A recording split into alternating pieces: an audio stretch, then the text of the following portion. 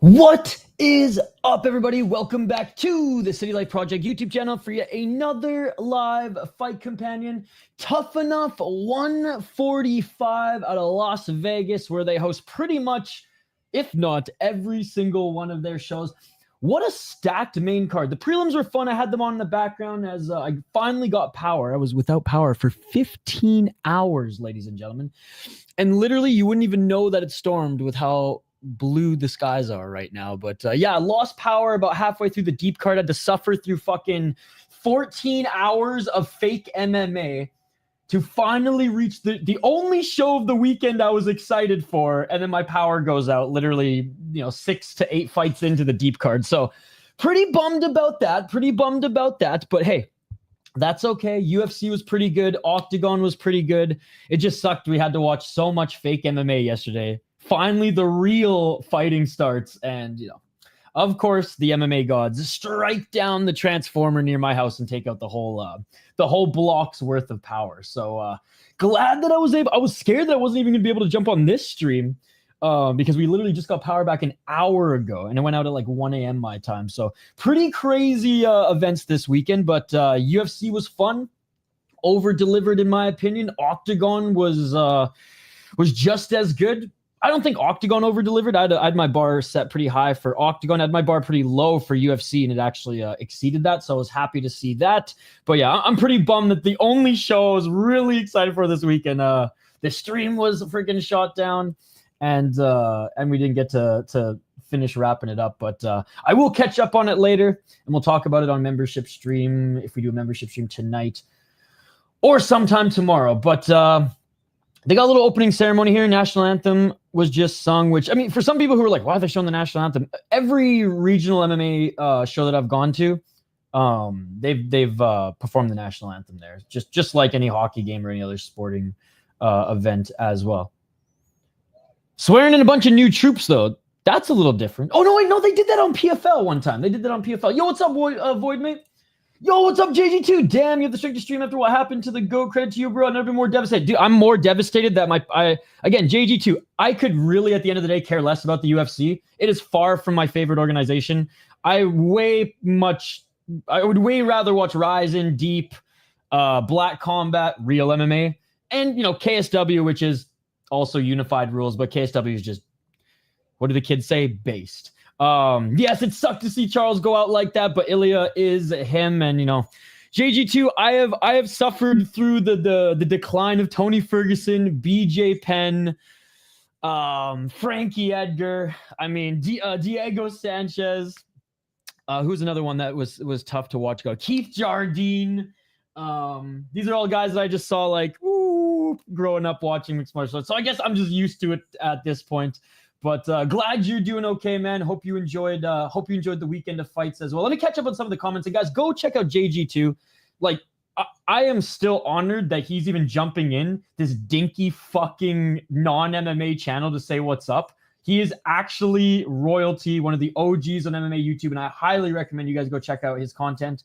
Sorry I keep glazing you, buddy, but like literally, I'm more of a fan of you than like fucking big podcasts I listen to, or half the music artists that are out today. So like, this is actually crazy that he's hanging out in our chat here.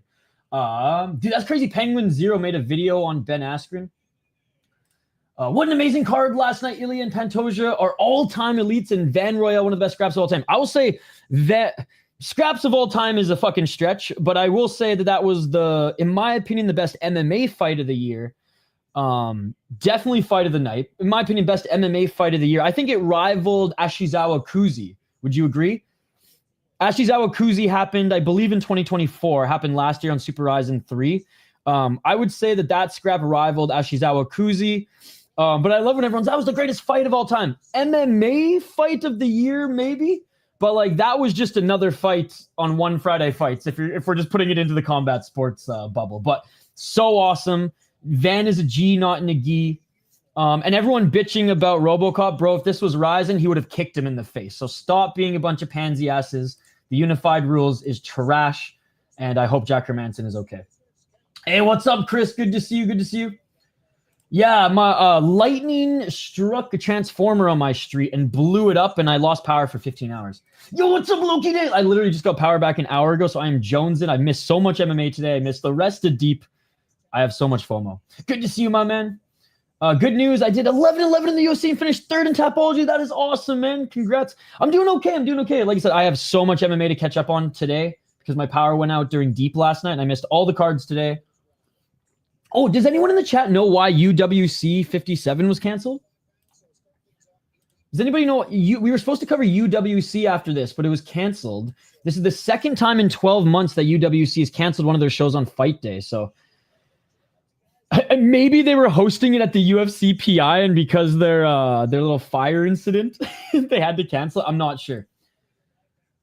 Glad Hockey from didn't take a moment of opportunity to kidnap you while your power is down so the security system doesn't work. Yo, what's up, Hockey from home?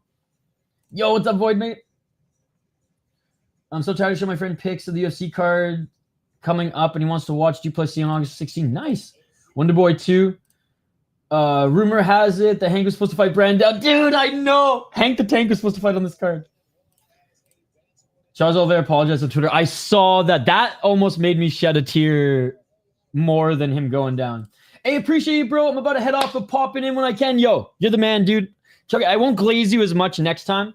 I just like had to verbalize it, bro. I've been a fan of JG2 since before I even started doing YouTube on the Hockey Podcast Network, before I even started doing stuff on this channel. So, hey, appreciate the support. I will always throw the support back at you and direct my community to go check out your videos. The only people who wouldn't like JG2 in my community are those who bend over for John Jones, which I think they're few and far between here. I think Ilkat was the last one.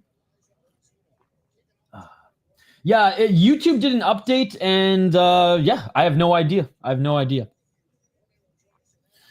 Your boy Hines did way better than expected and won the third round. He can definitely win his next against a better matchup like Hamdi, Peterson. Well, he won't fight Peterson. That's his training partner.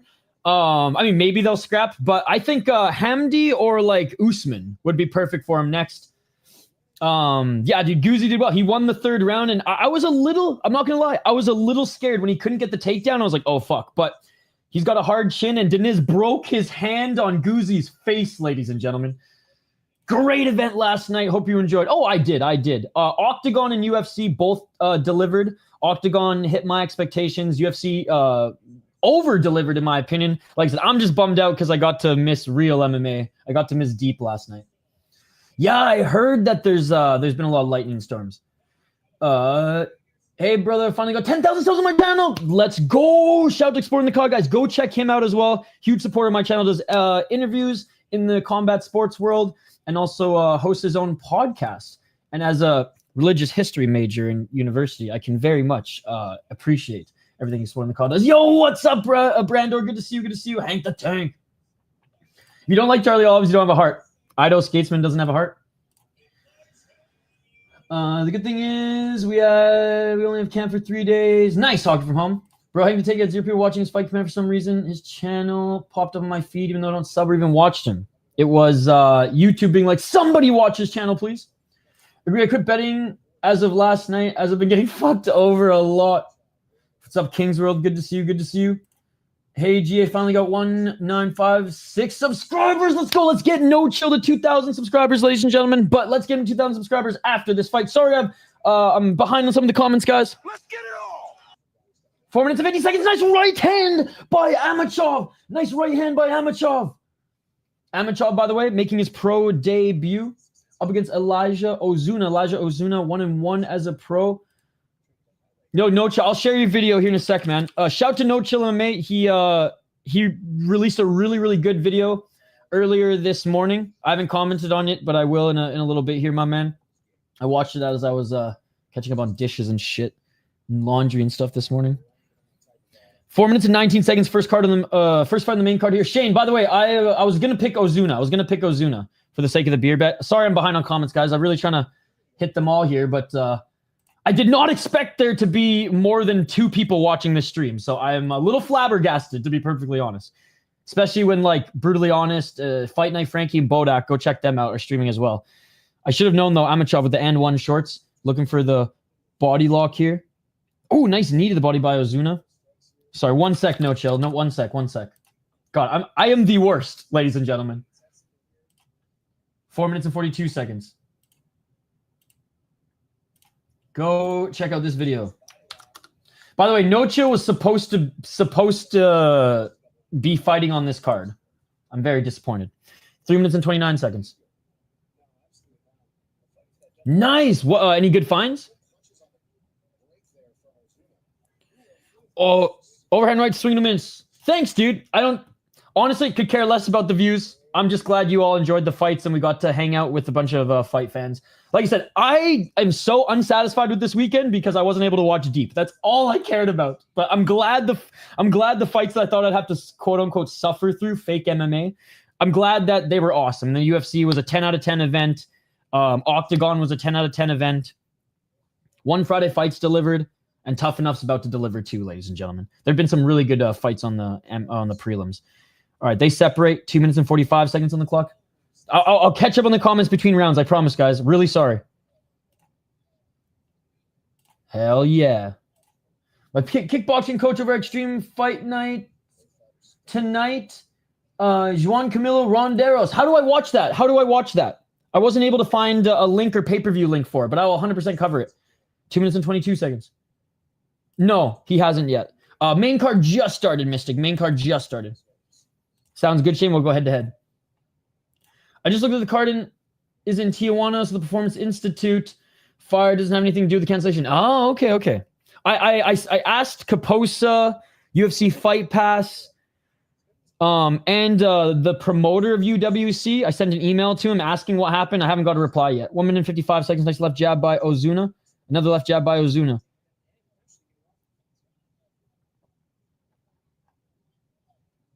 Oh, okay. Got you. I thought Extreme. So you mean okay? Sorry, I got Extreme Fights confused with the gym name. I thought Extreme Fights was the name of the promotion. But let's go. I'm rooting for your coach. UFC Fight Pass, my man. 1 minute and 26 seconds. Clinching right now in deep water, like nowhere near the cage. Oh, knee to the body by Ozuna. Oh, nice step back left right by Amachov. 1 minute and 15 seconds on the clock. Ozuna eats another right elbow by Amachov. Amachov missing with the left on the break. 1 minute on the clock. Let's go translating. Okay. 1 minute on the clock. Extreme Couture, got you. That I should have put two and two together. Yeah, there's a lot of extreme guys fighting on this card. I mean, I feel like this is one of the main regional promotions that the extreme guys can fight on since it's local to Vegas, right? 41 seconds on the clock. I don't know how I can single-handedly do that Hockey from Home, but guys, go hang out. Go check out Hockey from Home's channel. Go subscribe to her channel as well. Nice knee to the body by Ozuna.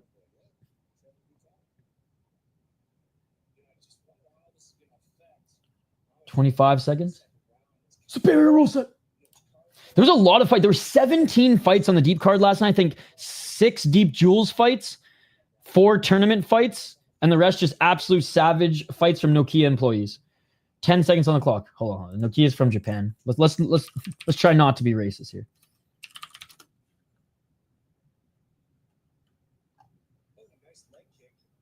All right, we're good. That is it for the first round. All right, sorry. I am deeply sorry, guys. I missed out on some of your comments here. Yeah, we'll go head to head. I know. You missed the... Okay, well, now I don't feel as bad for being the only one who missed it. If you go and watch the stream, literally, I leave and then I came back on my phone and used whatever data I had left to basically tell the boys, like, oh my God, we're in a lightning storm right now. Shit's going ham. I was looking at Aspinall's interview with Ariel, and he says Phil has his next fight already booked, but not announced yet. Let's go! I've been trying to get in touch with Phil. I got one reply from him about 2 weeks ago before his fight. And I followed up once, but haven't heard from him. I really want to talk to Phil to free. But that is awesome. He has 2 more fights left on his contract. And then I think he's probably going to retire.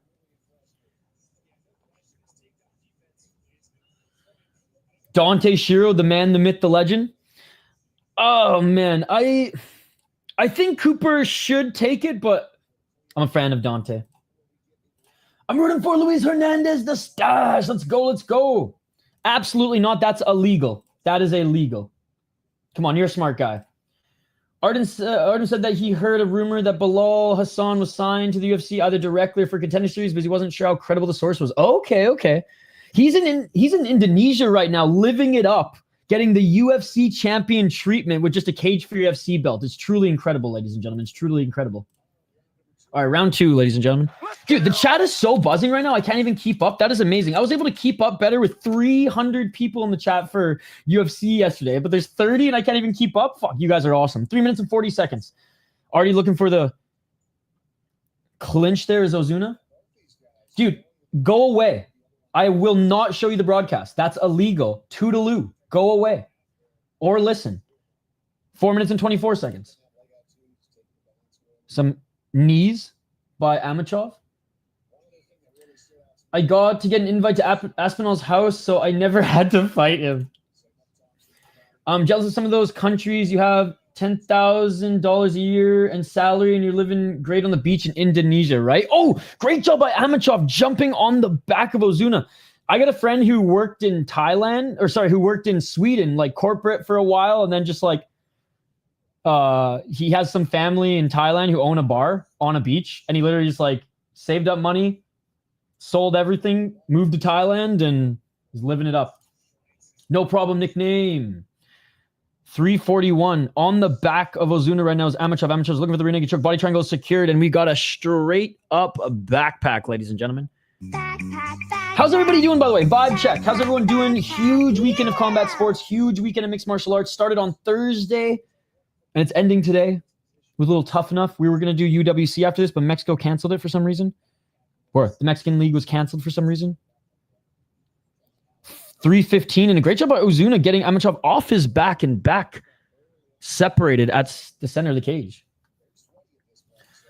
If you have like 150,000 in savings, you can retire and live comfortably in Thailand probably the rest of your life off dividends. 258. I'm good, just tired. How's everyone? If I was a moderator, I'd remove this fool. I think he scrammed.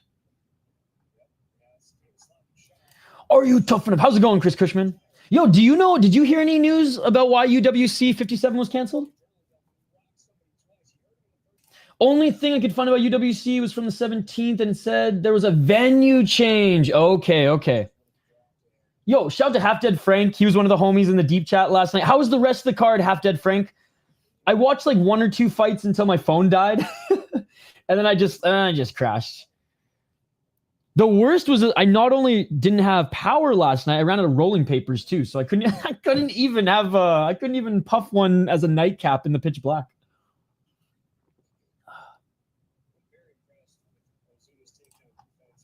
.203, nice knee to the body by Ozuna. Amachov trying to get him to the ground, but good takedown defense by Ozuna.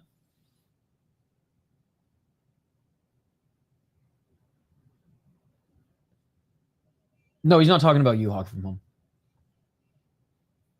He's talking about this guy who thinks he can watch free illegal content on YouTube. 1 minute 41 seconds. They're separated again. Dude, Ozuna's found his range. That jab is money. Oh, and now Ozuna looking for the single leg. Amachov, good takedown. I mean, if your name has an OV and you're wearing and1 shorts, I don't care if this is in North America or Dagestan. You ain't taking them down.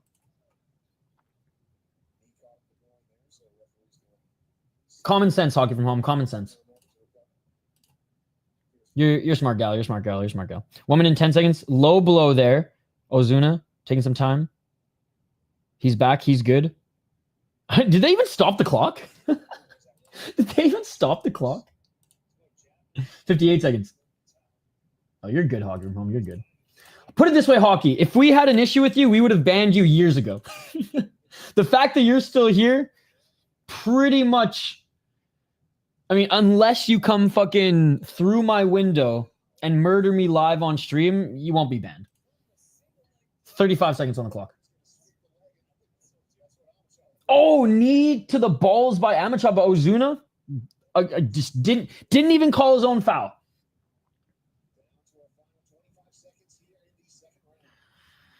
But like, why would I do that, Hockey? I don't care.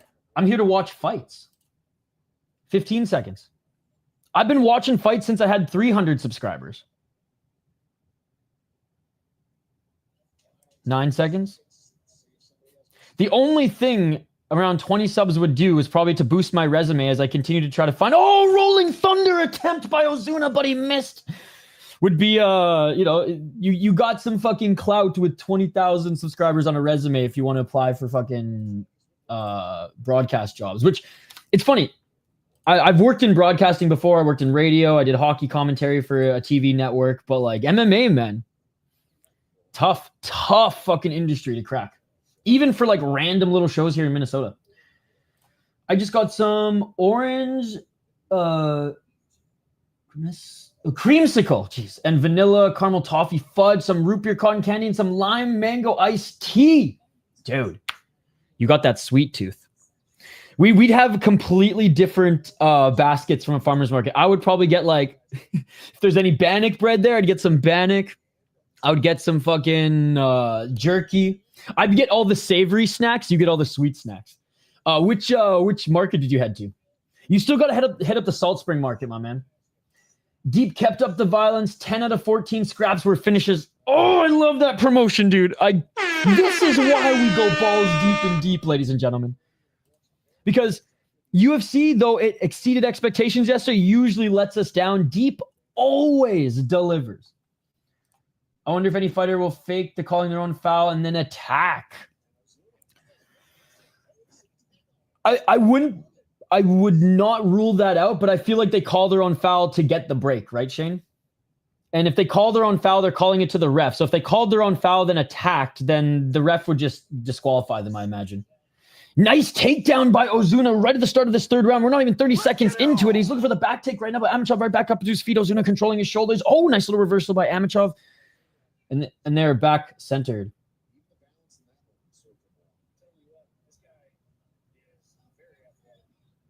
Oh, interesting. Shout to Wendy's Canada. I know Hockey from Home, you got a big sweet tooth as well. 4 minutes on the clock. Ooh, nice step in left by Amachov. Oh, high kick right to the face by Amachov. And Ozuna didn't like that. Body lock. Amachov tried to reverse there with the judo throw, but Ozuna stayed on him. Nice left jab by Ozuna. Left by Amachov, but not a lot of pop on that shot. Ozuna taking away space. Left jab by Ozuna. Ozuna now looking for the takedown. Stuffed by Amachov. Nice Hockey from Home.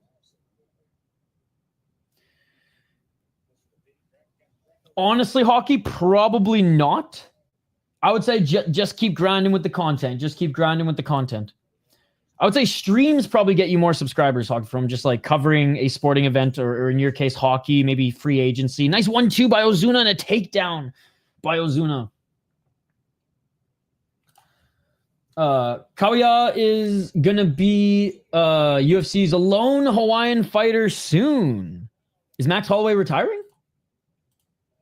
309. I thought he was going to fight at least 2-3 more times in the lightweight division. But maybe he saw Iliad's champ and went, nope. Nice. 253. Looking for the 1-2 is Amachov, unable to land. It's like Amachov just doesn't have the same distance control as Ozuna, but Ozuna doesn't have the takedown prowess that Amachov has. Next one got a few more. Yeah, I mean, but the way you... I guess soon means a few more. The way I read that was that, like, Max Holloway made a statement that he was retiring. 2 minutes and 25 seconds. Which I think he's got at least 2-3 more fights left in him. Man, if there was only Bannock bread, a truck, that's my favorite place. But I was feeling sweet with my butter chicken from Noodle House. Yo, if I move back to Canada or get kicked out of the States, in Supreme Court shit, then yeah, we'll just start a Bannock truck, dude. I got a couple like reserve indigenous friends who'd be down to fucking put their fucking magic cooking skills to work. 151. Left jab by Ozuna. It's interesting because Ozuna is clearly the better striker, in my opinion, from what I've seen right now, but he's very much not leaning on his striking. He wants to take Amachov to the ground. Yeah, how many more fights do you think Max got in him? I mean, he probably has a ton. But how many think realistically he has left in the UFC? I'm going to say minimum 3, maximum 5. Which might be crazy, but that's what I'm saying maximum. I think minimum 3, though. 108. Yo, Chris Gray, when I lived in Prince George up in northern BC, the farmers markets there, the best bannock I've ever had. Hell yeah, Hoggy. How's school going? Because you're doing the summer semester as well. You've just been grinding for like 3 years. Fucking two university semesters or 3 university semesters a year, which is wild. 45 seconds, and still Ozuna's just been too worried about the grappling here when he clearly has the striking advantage. I don't understand his game plan, especially in this 3rd round. Does he like... Oh, knee to the body by Amachov. Because the 1st round was close, man. Maybe just doing it to try to secure the round and leave no doubt. Because I imagine if he thought he was down even 1 round, he'd probably be striking more than anything. Anyways, 10 seconds on the clock. Looking for that judo throw. There's a nice left hand by Ozuna. Knee to the body by Amachov. Chat, what are your guys' thoughts on this? This is finally getting the takedown, but right at the end. Very interesting game plan by Ozuna when clearly the striking advantage was established early in the fight. I do think he takes this one either 3 rounds to none or 3 rounds to 1, but just interesting. That's all. Just making some simple observations. What do you guys think, chat? What do you guys think? If I can, Hog, for a moment, if I can. No chill. Did I share your video? Fuck, dude, I'm such an asshole. I'm so sorry. Here, no chill. Guys, go check out this video.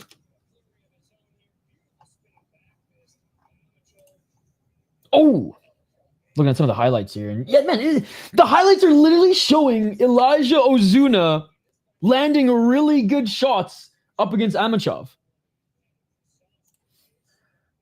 The Bannock brothers. Oh, my God.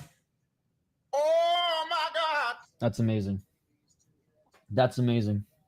Chris, I'll hit you up on Twitter either tonight or tomorrow and let you know some of my plans have changed based on some of the some laws passed in the United States or that are passing in the United States recently.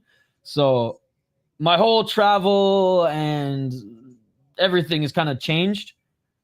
But I'll get in touch with you. Maybe we'll even just like have a fucking Zoom call or something and just I'll try to gauge when you will still be around because I do want to meet up with you, Brandor, and Zek when I come out. It's either going to be sooner than expected or like a couple weeks later than expected. Dude, we will run the fucking farmer's market.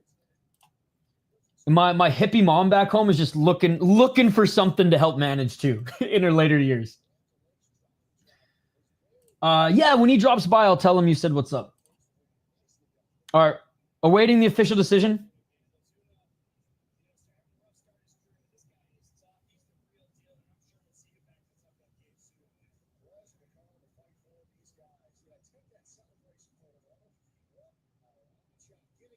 And Amachov wins decision. No way. Wow. So the judges had him winning what? Round 1 and 2? Bro, so that makes me even more confused. Why was Ozuna fighting that way in the 3rd round? Wow. Again, I don't think this was a robbery by any means. If anything, Ozuna shot himself in the foot there. Because he was clearly, in my opinion, the more dangerous striker.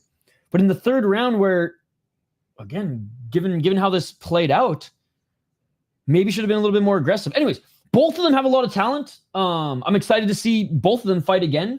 But Amachov and 1, baby. Let's go. Pro debut.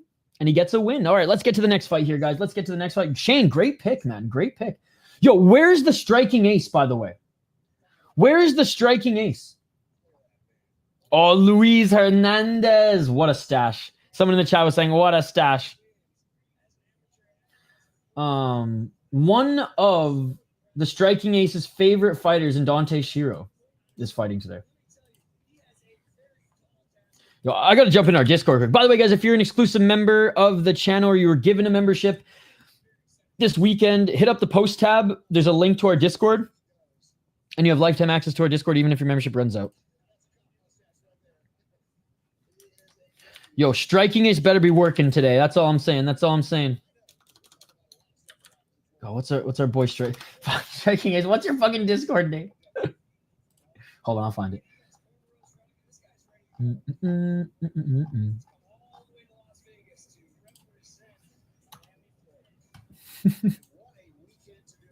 Dante Schiro, cult classic fighter here.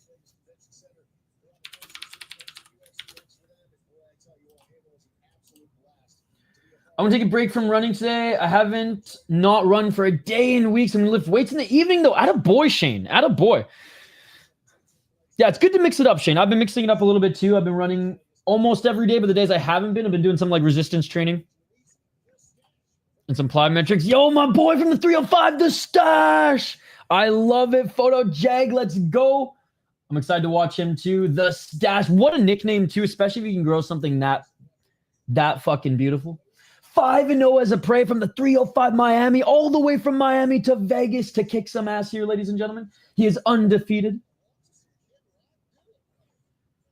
He looks like he's straight out of a scene from Super Troopers, and I love that.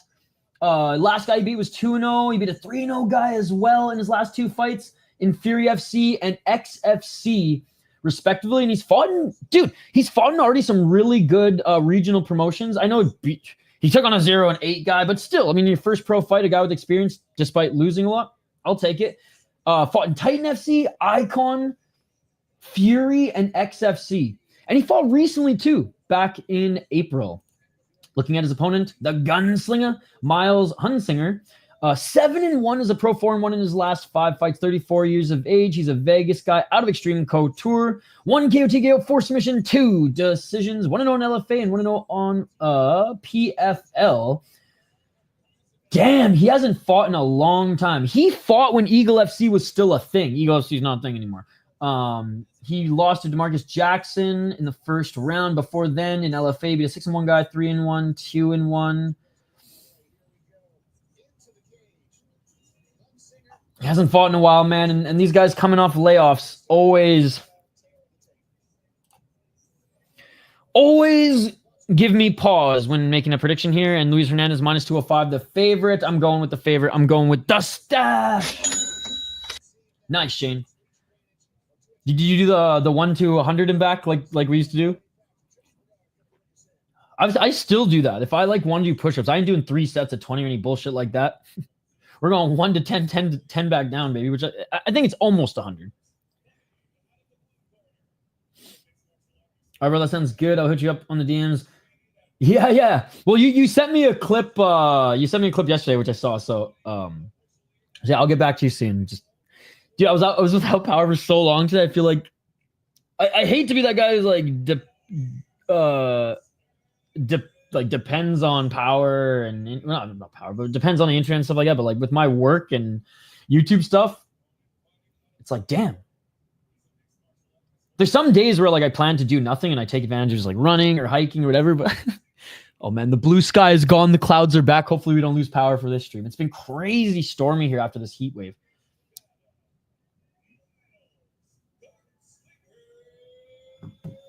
Attaboy, Shane. Best of WC's 36. Like 32 in a row? I just saw something. Do the season preview. I would say so. The more content, the better. Hog from home. The more content, the better. Season previews, free agency wrap-ups, those type of things. All right, round 1, ladies and gentlemen. Stuff that like people are looking up. Oh, big 1-2 by Hernandez. Hernandez already getting into the action right away. Hunsinger with a high kick blocked by Hernandez. Hernandez high kick of his own. Hernandez. Oh, got hit with a teep. But back up to his feet. Hunsinger. You got Hunsinger. Let's go. Attaboy, Shane. Oh, nice fucking sweep, catching the ankle of Hunsinger. Hernandez now maybe looking to set up a guillotine. Hernandez setting up the guillotine. Good job by Hunsinger getting out of it. They separate. High kick again by Hernandez. Oh, Hernandez with the left. Hernandez with the right, but he misses. And Hunsinger is like, this is crazy pace, ladies and gentlemen. 308. But yeah, hockey. Basically anything that you look up around the draft, free agency stuff, start of the season, like stuff where you know is going to get a lot of searches. That's the type of content if you want to grow quickly and maximize viewership and content waves, that's what you got to keep in mind. Big trades, do a quick little wrap up on the trade. Things like that. 344.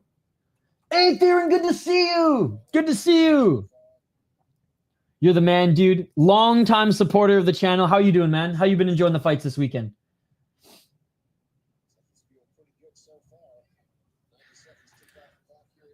I don't know yet. I'm operating under the assumption that maybe the bout order was just changed, because sometimes Tapology is the wrong bout order. I've not heard anything yet, but we will keep you updated, my friend. 3 minutes and 14 seconds. I just found out the UWC was canceled today. Oh, high kick again by Hernandez. Hernandez wants that high kick. Another high kick by Hernandez. Hey, what's up, King James? I know you were lurking all weekend. How's the cabin been? Nick, I will definitely keep you updated, my friend. Yeah, the Logan Pauls. I don't even watch. The only time I'd watch a Paul brother fight is if he fought Evander Kane. Not to be confused with Holyfield, Evander Kane.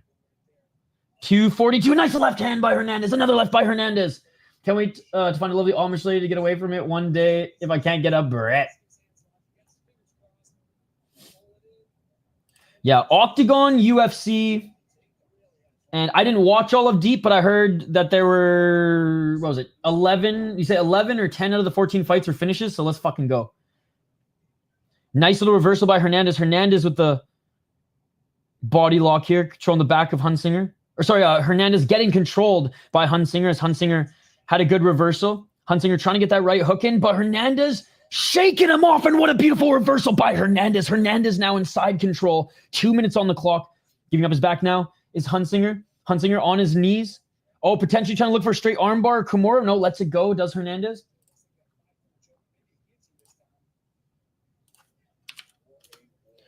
Oh, big left hand by Hernandez. Hernandez looking for that high kick again. Dude, what a pace to this fight. High kick by Hunsinger. Right by Hunsinger. Oh, big left by Hernandez.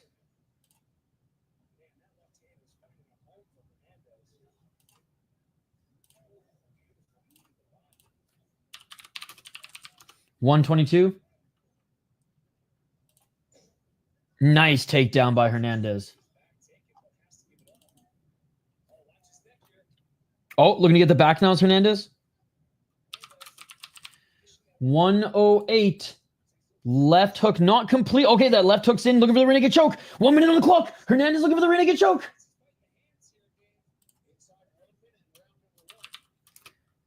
$54 seconds.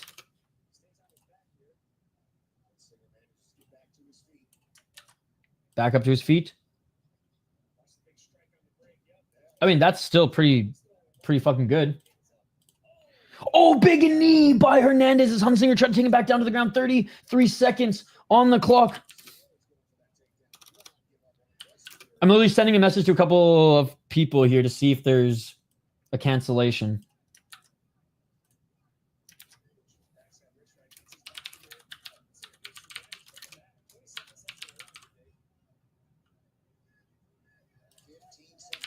Oh, nice job by Hunsinger. Throwing shots to the face of Hernandez. Hernandez gets back up to his feet. Hunsinger got that right arm around the body. Oh, knee to the body by Hunsinger. Another knee by Hunsinger. And that is it for the first round. What a first round. Looks bad. Ah, he's up. Yeah. Yo, striking ace. Bro, your boy's supposed to fight. Dante Schiro was supposed to fight, but apparently it might have been canceled. Did you hear anything about this, the striking ace? I'm literally trying to get to the bottom of this. As soon as I saw the Schiro was on the card, I was like, oh man, I'm living vicariously through the striking ace right now. Yo, yo, yo, yo, yo! What is up? What is up? Love the new profile picture. I'm sleeping so early. What time is it? I literally got your text right before I started streaming, but like there's no UWC tonight, skate. So I'm down to do a show with you like after Tuff-N-Uff. I'm just literally gonna make some food after this. Walk to the gas station so I can buy some rollies, and then I'm good to go the rest of the evening. So I'll hit you up. But yeah, I'm down to jump on your channel and do a little recap show with you, dude. Idaho. Apparently the deep card 11 finishes out of 14 fights, and apparently all of them were bangers. I have the worst FOMO on the planet right now. I honestly could care less about how good the UFC was or Octagon or One Championship. I just want to cry. I just want to cry. Round 2, ladies and gentlemen. But you know what's making up for it? Freaking Hernandez here, the stats with how much of a G, not in a gi he is. And Hunsinger hasn't fought since 2022, throwing head kicks like no other. Awesome fight so far, ladies and gentlemen. Awesome fight.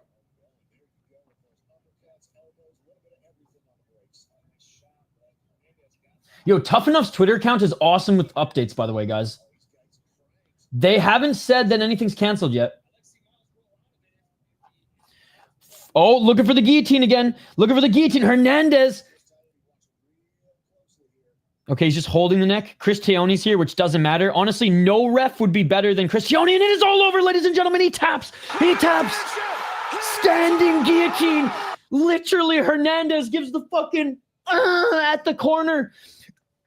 Oh, Chris Curtis and oh my God, Chris Curtis and Sean Strickland attacking Hernandez. Chris Curtis and Sean Strickland attacking Hernandez. He gave Sean Strickland the and Sean Strickland said, "Fuck you, bitch." See, I told you, Chris Teone. Chris Teone is the worst ref ever. He couldn't keep these motherfuckers out of the cage. Chris Teone, the worst ref ever, couldn't keep these motherfuckers out of the cage. Chris Teone is the worst ref on the planet, and he deserves to be in a fucking nursing home, ladies and gentlemen. I'm getting every donation on the channel now is going to be put towards putting Chris Teone in a nursing home. He is not safe to walk the streets. Let's go, Stash. Oh, I saw that shit. I saw that. This guy's an Extreme Couture guy. Dude, they hopped in the cage and Chris Curtis started throwing hands at him, dude. Or sorry, Sean Strickland started throwing hands at him. Well, I guess Sean Strickland and Chris Curtis are friends again since they're in the corner. Dude, Hernandez started trolling the corner. He started going, sticking his tongue out when he was holding their boy in the guillotine. Oh my God. It's on the Deep YouTube channel. The Deep YouTube channel. You have to be a member of the YouTube channel to watch it, but they keep all the videos up. And sometimes they post a lot of the fights. Yo, fuck Sean Strickland, dude. What a little bitch. Yo, Chris Teone, what a joke of a ref, man. What a joke of a ref.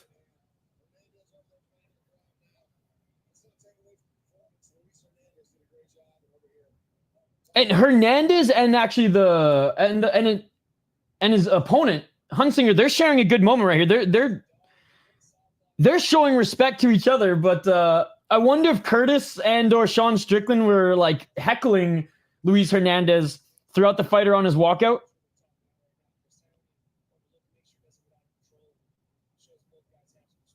Yeah, the fighters are showing respect for each other. The fighters who just fought. Chris Curtis and Sean Strickland. Fucking, that was a bitch move, man. Tapology says it's canceled and rebooked him against Ray Cooper III. No, that was supposed to be the fight, but we'll see. We'll see. There was Rise last night, I think. Yep. Sandwichman the Iron.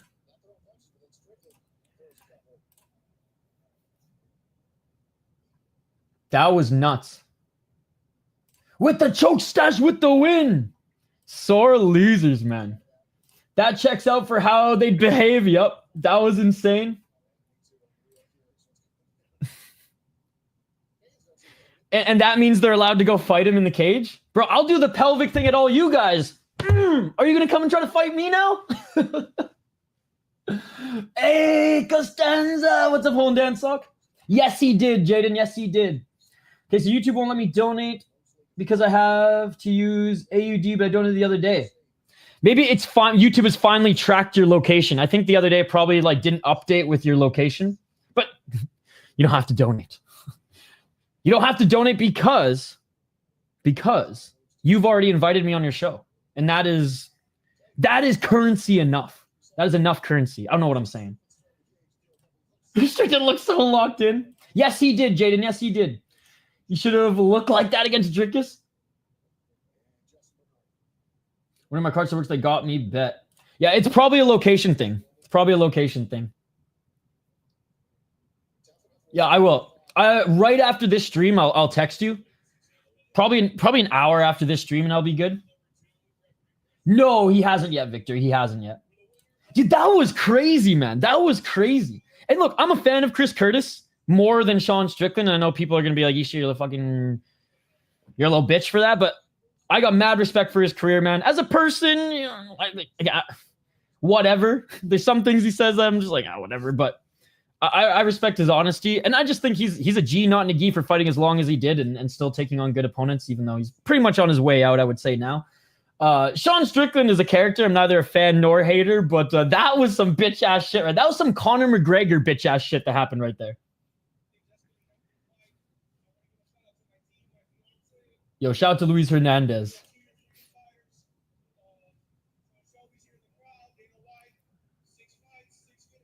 Oh, Sean Shelby and Dana are in the crowd right now. This must be looking for the fight episode. Dude, yeah, that's the thing. Like whether or not you like the person or not, like his vibe or whatever, like I could care less, right? Like Ido Skatesman and I are friends. He hates Charles Oliveira. But like you have to respect his career, man. You have to respect his career. It's just like I love Phil the Free, everyone else hates him, but you got to respect his career.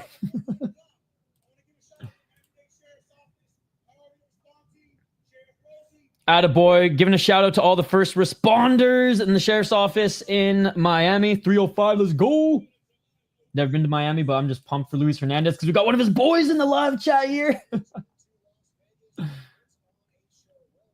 6-0 as a pro, man. He's fun to watch too. Hunsinger looked good for not fighting since, 3 years ago. But Luis Hernandez, man, he's a G, not Nagi. I think I just hate Charles right now because everyone likes him. You're more of a hipster than I thought you were.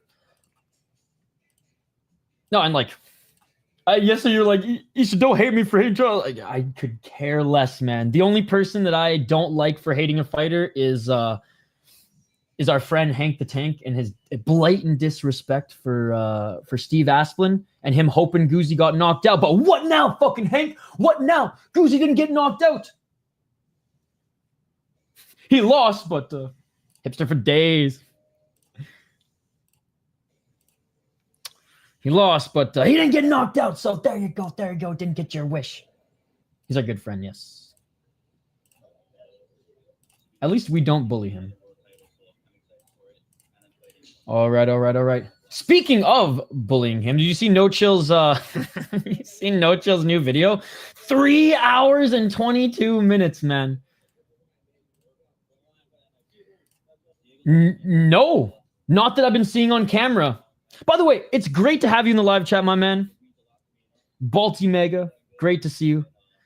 I don't know why it's just your guys' usernames, or not your usernames, but your account names popping up. There might be something in YouTube settings that I have to reset, so I'll go and do all that shit. Do all that shit later. I would have done it this morning, but I literally got power back on an hour and 15 minutes ago. I think so too. Oh, just a little bit of bullying. I'm so upset they canceled Sirius XM Fight Nation channel for pro wrestling. I was 14 years. Dude, exploring the call. I think I said this on the last stream too. I can totally empathize with you because my favorite radio station that I grew up with in British Columbia, it was formerly called the Team 1040. Then TSN actually bought it, which is like Canada's ESPN. And after I think like 20 some years on the air, They canceled it halfway through the morning show, locked everyone out of their accounts who were at the radio station, and a fax came in that just said, this radio station is terminated, send everyone home. Everyone's Twitter account was seized, everyone's email was seized. It was wild. And I knew a bunch of people who worked at the station too, so it was just like, I was driving to my office and suddenly Green Day Time of Your Life starts playing on repeat for half an hour, and I was like, this is the darkest timeline. It's the worst. Yeah, radio's dying, man, and it's truly sad. It's truly sad. Like, I'm one of the only people that I know in my 30s who actually listens to AM radio. But it will always be my favorite form of media. It's so real, and I feel a connection to the community and to the show and the hosts more than any other media outlet.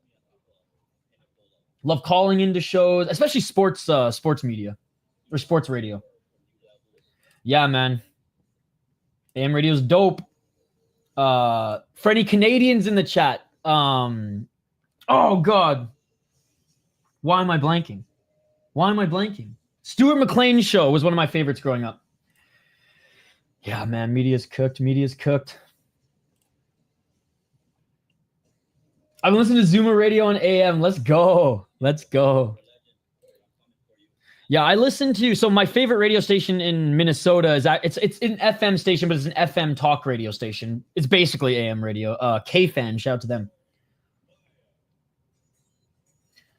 You don't know because we met after, but I was a host of a radio show from 2012 to 2023 on Truth Frequency Radio Network. Dude, that's so cool. I used to work for independent radio as well. That's where my love for talking, yapping in front of a mic came from. Shout out to CHLY 10. Well, Shane, what is it? 101? No, it's not 117. I don't even remember the is it 117, Shane? CHLY 117. I still listen here and there to AM radio. I do production for a political show on AM radio here in Baltimore. That is awesome, dude. That is so cool.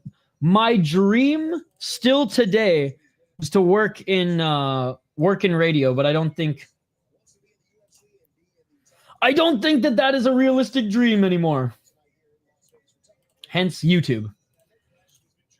I listen to 1 second date update from Brooke and Jubal in the morning. It's a radio show, but they have it on YouTube too. Nice. I listen to one a night. Nice. Hey, what's poppin'? What are you cooking up here today, Curtis Clark? What are you cooking up today in these fucking lightning storms that we've been having in the Midwest? Did you literally just like snap for Zeus to light your grill? Because he lit up my fucking transformer last night. I'll tell you that much. We all have common ground. If I got a full-time job in radio, I'd cut my salary. It'd cut my salary by more than half. Yeah, that's the thing. It doesn't pay anymore. I make so little money anyways. Like, I make enough money to pay rent, pay taxes, car payments, and food. And that's about, not even car payments, just maintenance at this point because my shitbox is dying. So if anything, working in radio would probably give me a raise. But like, I got no wife or kids. I got no mortgage. I don't have many responsibilities outside of just, normal life stuff. So I'm pretty content making poverty wage, doing what I love. But yes, radio's dying and it's sad. This is kind of AM radio. It's a form of it, I guess. Radio's too competitive, not enough money. Exactly. Because the sponsors are now going to so many other avenues of media, right? When it was just TV and radio, there were 2 spots for sponsors. Now, everywhere. Yeah, CHLY 1017, ladies and gentlemen. Stick and Rink Radio. God, Shane, I actually reached out to Dylan to give me access to our old SoundCloud account so I can go back and download all of our old radio shows because they're just hidden. They're still up there. And I'd love to post them on the channel. Even though like some of the content is outdated, I feel like we had so much fun doing that radio show. Shane even came in studio a couple times and hung out with us. Yo, let's go. Juancamilo. I've trained with him before and his wife too. Both so nice. Oh, that is amazing. It is crazy that is fight for minimum wage. I don't know what I'm cooking today. I'm still thinking. All right.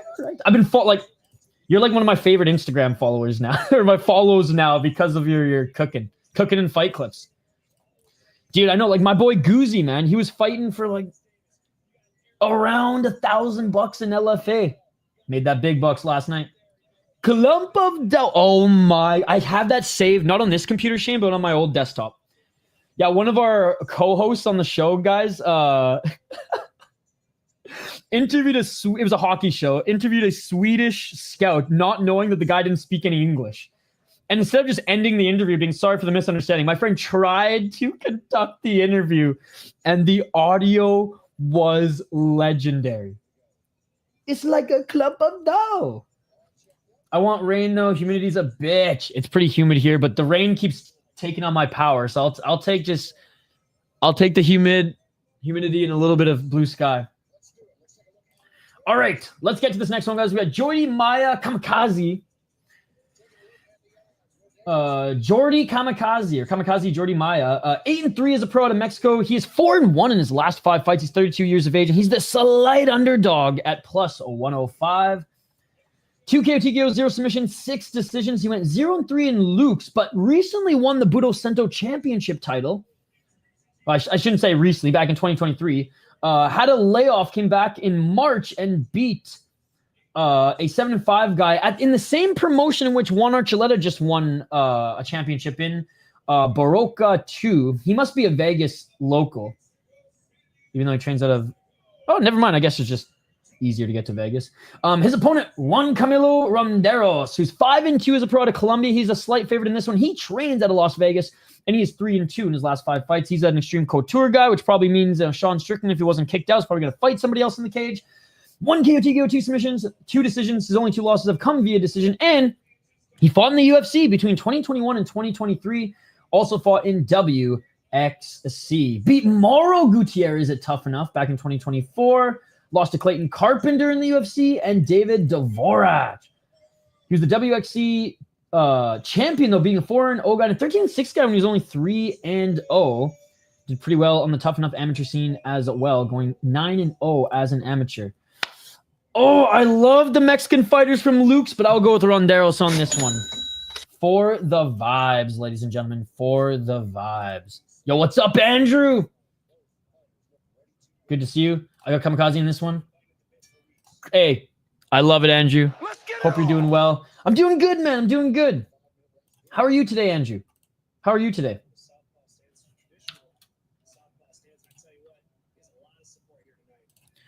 $4:46 on the clock. Shane's got Maya. Let's go. 4:40.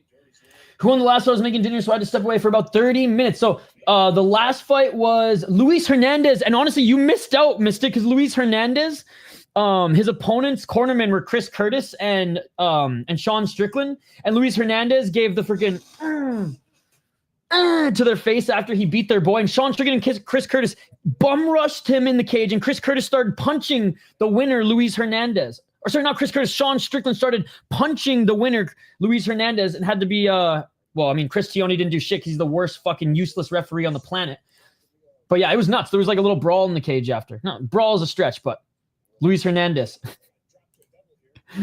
Oh, got in the friggin' bull's path that is Sean Strickland. 3 minutes and 51 seconds. Ronderos looking for the takedown. Maya should have got his fingers cut off, but Mark Smith is on him. I just made some scrambled eggs with some leftover grilled chicken for dinner. You know, I think I'm going to do breakfast for dinner too, Scott. No, I'm going to snap you a pic.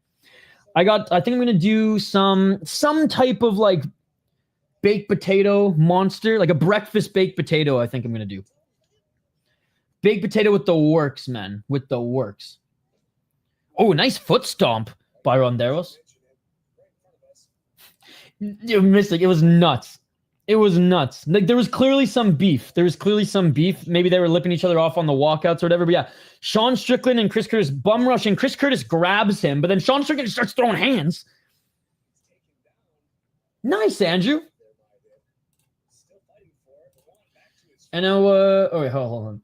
I was working Summerfest, and it was so hot, but then it started to rain down, and it was amazing, especially because we were under the stage structure, and I was making like 30 an hour to do nothing. It was so great. That sounds amazing. God, I gotta make my way out to Summerfest sometime. All my friends in Minnesota go your way for it. Oh, and getting kicked in the balls. Oh, was Ronderos.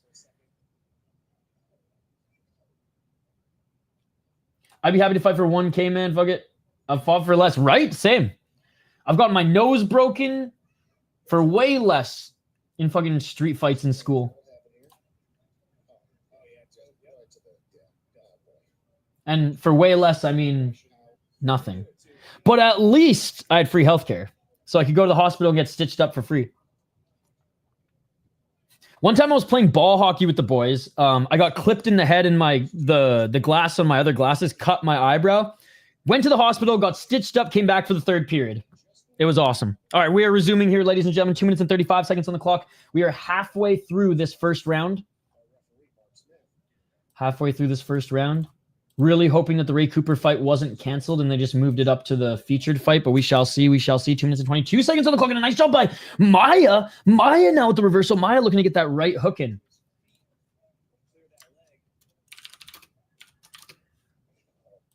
Nice takedown by Maya. Ronderos back up to his feet.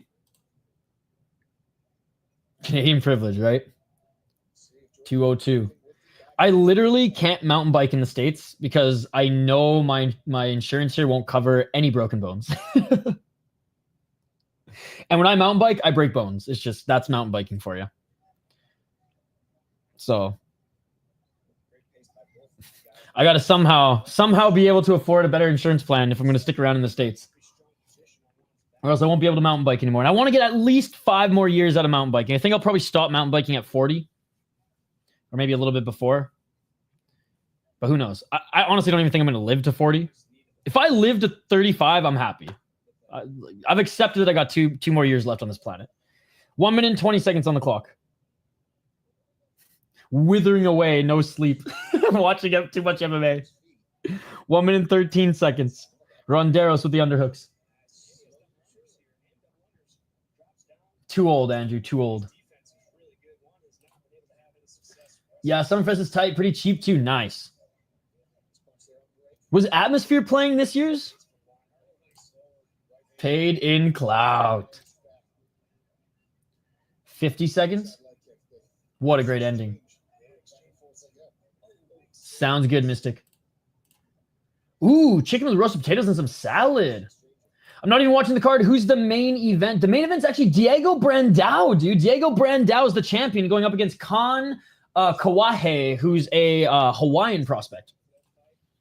28 seconds. Mostly just a grapple fest here, ladies and gentlemen, up against a cage, a clinch fest. As if deep was not enough, he puts the hand deeper and streams Tuff-N-Uff.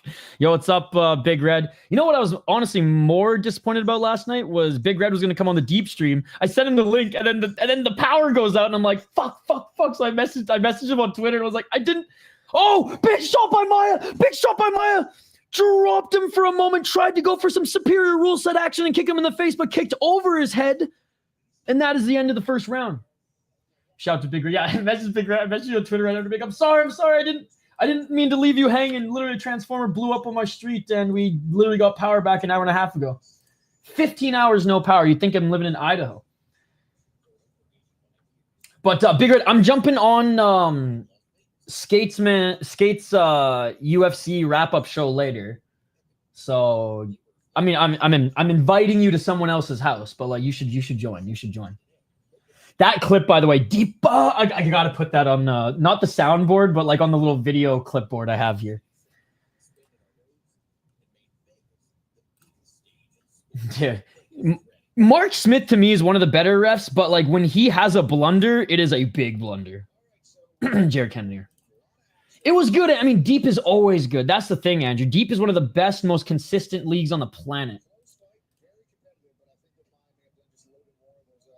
Schiro was supposed to fight Itzo Buladze, but Schiro was rebooked against Cooper, which is bad because I don't see Schiro beating Cooper, even though he is the GOAT.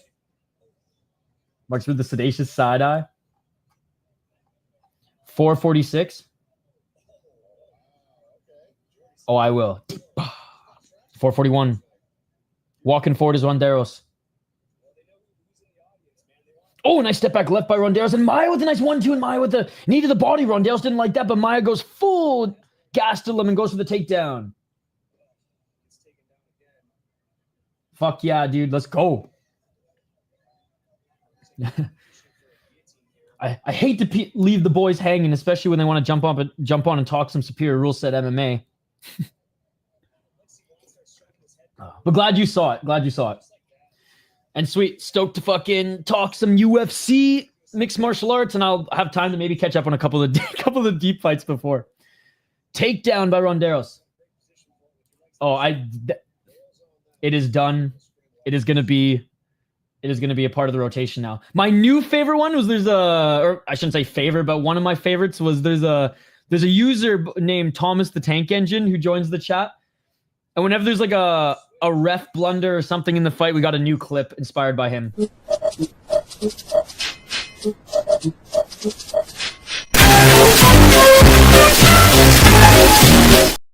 I don't know why that's just so funny to me.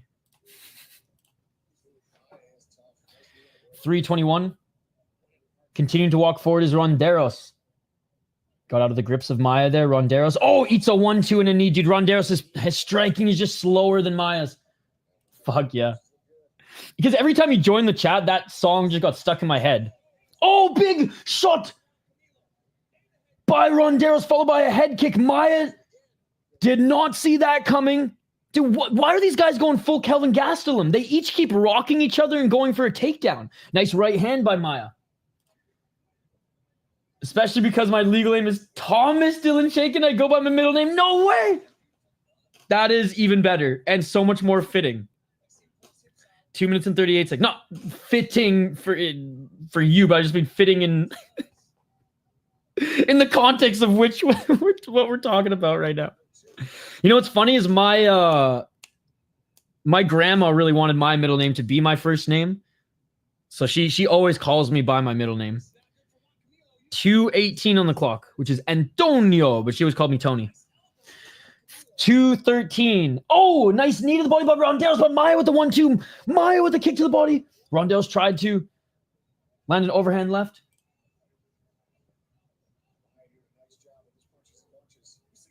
Hey, Andrew, good to see you. 156. Oh, nice left and a right by Maya. Maya with the knee to the body. The thing is, neither of these guys are going to knock each other out because Colombian and Mexican chins, man, that's like unstoppable force meets immovable object type shit. Andrew, you call me Tony. Let's go. No, not a Persian name at all. My grandma ain't Persian. She is white as snow. American as fuck. 1 minute and 29 seconds on the clock. I only met my Persian grandmother once. She visited Canada once before she passed. I was about 3 or 4 when I met her. 115. But American grandma, man, she parties more than all of us combined. She's a G, probably in a gi training jiu-jitsu somewhere. Nice. That's a cool middle name, Andrew. You should be trying to eat flower vaporizers like Stores and Bickle. I haven't tried those brands, but yeah, back in Canada, there was one my friend got that was actually pretty awesome. And like you could put the flower in it and everything. And it was nice. My favorite though, Voidmate, I'm OG, man. The Volcano vapes from the mid 2000s, that's my shit. Was always too poor to afford them, and now that I can afford them, I'm like, do I really want to smoke like that these days? Like a fucking high school punk? Nah. I just... Those intrigue me, but I'm just so old school hippie. I love the ritual of twisting one up and like passing it to the homies, even when there's no homies. All right, we're back at it. There was another low blow there. 57 seconds on the clock.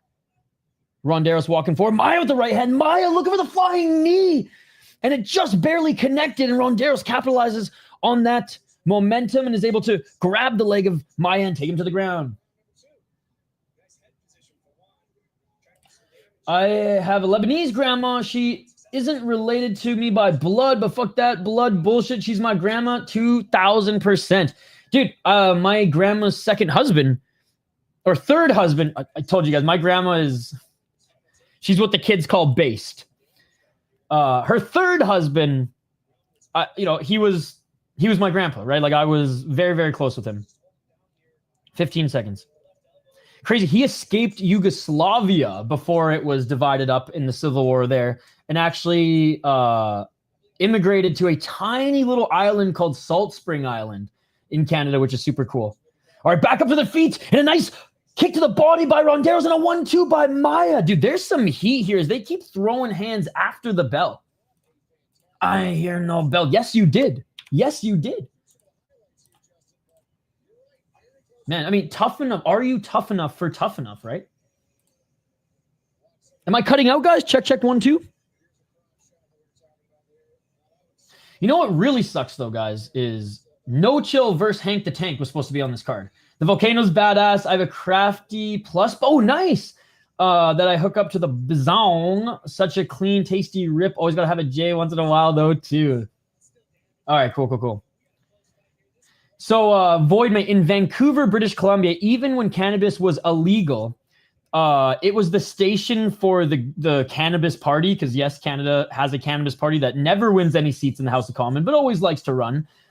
And their headquarters was also a cafe and a lounge where there was a gray area in Canada before cannabis was legalized, where it was decriminalized. So if you brought your own cannabis, you could smoke on site or rent Volcano vapes and just sit there, play pool, watch TV or whatever. And then there was like a little like sandwich bar in the basement, and a coffee, not the basement, but in the bottom level of the building, and a coffee shop. And yeah, but before, now I think it's just a dispensary too, but before legalization, when it was just decriminalized, that was the spot. It was the vape lounge, and that's where I first had my Volcano experience. Because they didn't card you there. Let's just say that as a 16, 17-year-old going to a concert or a hockey game in Vancouver from Vancouver Island, it was like pregame was going to the vape lounge. The New Amsterdam Cafe. Shane knows what's up, brother. Shane knows what's up. 4 minutes and 16 seconds, and a nice left and right by Maya. Maya landing the better shots on Ronderos, but Ronderos, he might be playing a little possum sometimes as he tries to go for that overhand left, and Ronderos grabs the body. Ronderos with the freaking takedown, but Maya trying to get back up to his feet.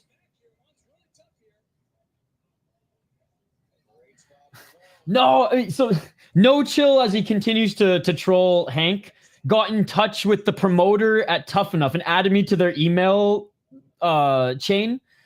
And he made up this whole thing about Hank and how, whatever, as No Chill does.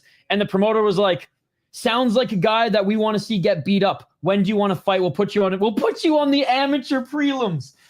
And Hank never signed the contract. I even made a poster and everything, Dylan. Oh, slip by Ronderos. I even made a poster, guys. 3 minutes and 22 seconds. They're scrapping. The fight is literally going on. We are in the third round. Nice takedown by Ronderos.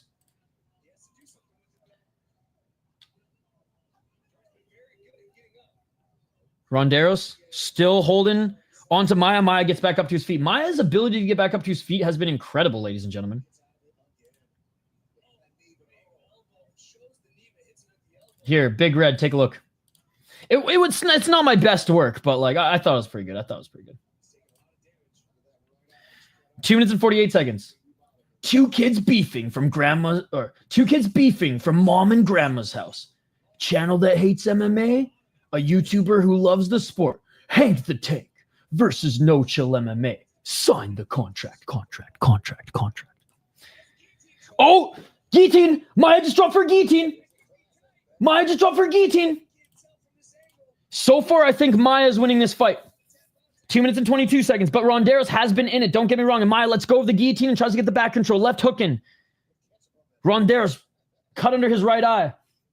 Ronderos back up to his feet. Good job utilizing the cage, pushing off of the cage, not grabbing the cage. Yeah, dude, this happened like a couple months ago, though. That's why even Idaho's like, just shut the fuck up. It's not happening. I think it was this card. It was either this card or one of the other ones, because there was like a card that was 2 or 3 months after like the initial email chain. 1 minute and 40 seconds on the clock. It's buried in my inbox, but I might have a screenshot on Instagram of one of the funny paragraphs, which I'll send to you. Oh, looking for a reversal here is Ronderos. 1 minute and 28 seconds on the clock. Oh, and a nice takedown by Ronderos. A late takedown here with 1 minute and 22 seconds on the clock. Again, I think the first 2 rounds went to Maya personally. Round 1 could be a swing round. And so far, I do like Maya in this round because he's just doing more damage. But Ronderos is a G, man. This has been a really good fight. Ronderos is too tough, right?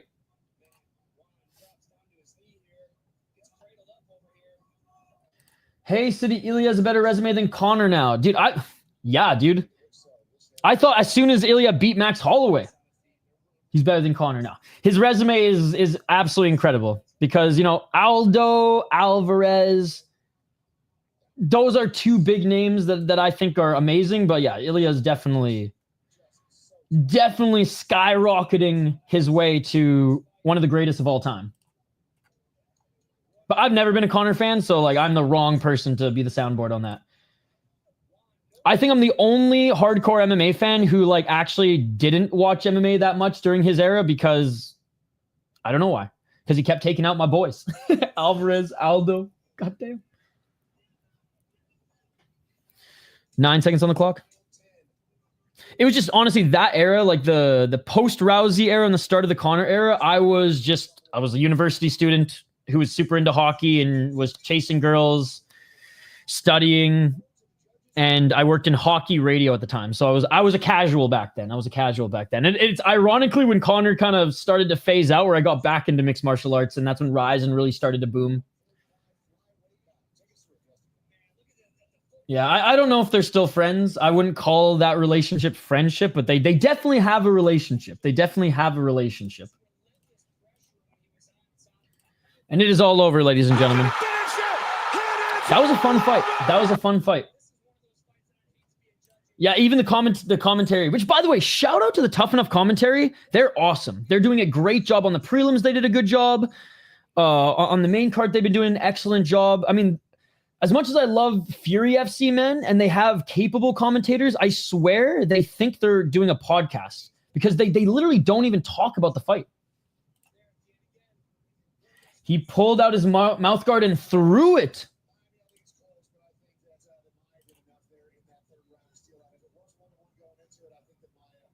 So even the commentary saying if it was 1-1 going into the third, they think Maya got it. That's kind of how I see it too, guys. That's kind of how I see it too. For me, it was either Maya all 3 rounds or 2-1.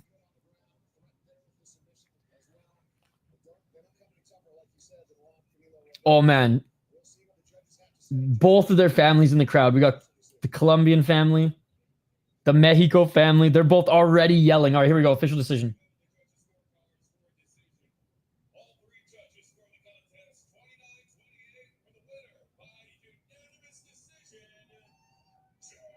Jordi Maya. Hey, he wins this unanimous decision, but keep your fucking head up, Ronderos. That was a sick fight. Dude, it was bang on. With your prediction segment and Idaho saying he's going to look like a pancake. I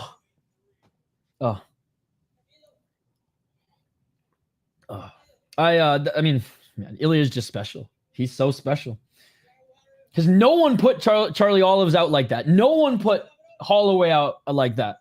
And can we quickly just give a tip of the cap to Josh Emmett's fucking chin? Like, the only harder hitting 145er is Jeremy Stevens, clearly. But yeah, my fight prediction and impression of the commentary right before the Tapuri fight could not have been more on the money.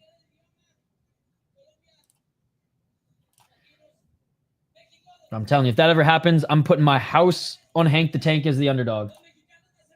Holy fuck, you're cheering for me to see it? Dude, it's crazy. It's crazy. I didn't even look at the views until this morning, and I was like, oh my God. Because I had no power, and B, I honestly only gave a fuck about Deep and Alvin Guzzi Hines yesterday. As much as I was pleasantly surprised that UFC did so well, if I'm going to be honest, which I feel like I am brutally honest with you guys, going into last weekend, Alvin Guzzi Hines is all I gave a fuck about on the UFC card. And it's a shame that I'm becoming that apathetic towards that brand, but it's true. All I cared about was Deep. The power got cut out, brother. I missed the soccer kicks to the face. I'm literally crying right now. Oh, you missed it last night too? Emmett's chin is supernatural. Dude cuts a massive amount of weight. You had over 1,000 live viewers for UFC stream when I clicked. I saw at one point we had Joshua Van there, or Joshua Van was fighting, so we had like all of Myanmar in the chat, and usually we get a lot of viewers, but I'd say when anybody from Burma or Myanmar fights, or our boy from Afghanistan, who's on Octagon, which what a fucking fight he had. Guys, the Afghani fighter on Octagon won the first round. Second round got punched in the face so hard, broken jaw and 4 teeth fell out. He was spitting chiclets at the end of the fight. His opponent's on top. From bottom ends up finding a Kimura and ends the fight. Broken jaw, couldn't even speak in his interview, and was spitting chiclets in the cage after his fight. What a fucking G, man. I made a joke before the fight saying so how good is Jeremy Stevens, right? Right? Who the fuck is that guy? I'd bet no chill. Just the main event. Wow, Red. Again, Andrew, we don't have blind allegiance on MMA YouTube. Even though it's all about the alliances. It's all about the alliances. And I quote, it's all about the alliances, Isha. It's all about the alliances. In my opinion, the Marines recruiting booth. That is funny. So they actually sworn in a bunch of new recruits after the national anthem before the event, the Striking Ace. Oh, he lost 3 teeth, not 4. My bad, Andrew. My bad. The classic Afghan Mayan gambit executed to perfection again. And honestly, it wasn't even strategic on my end to do that Octagon card. I did that Octagon card because A, I like Octagon, and KSW wasn't on. And I literally was like, oh, fuck, he happens to be on this card. Which I will say, Andrew, our friend Hank the Tank, huge fan of him as well, the Afghan fighter, which I should know his name off the top of my head because I was screaming it like a madman yesterday. Hold on, let me find it.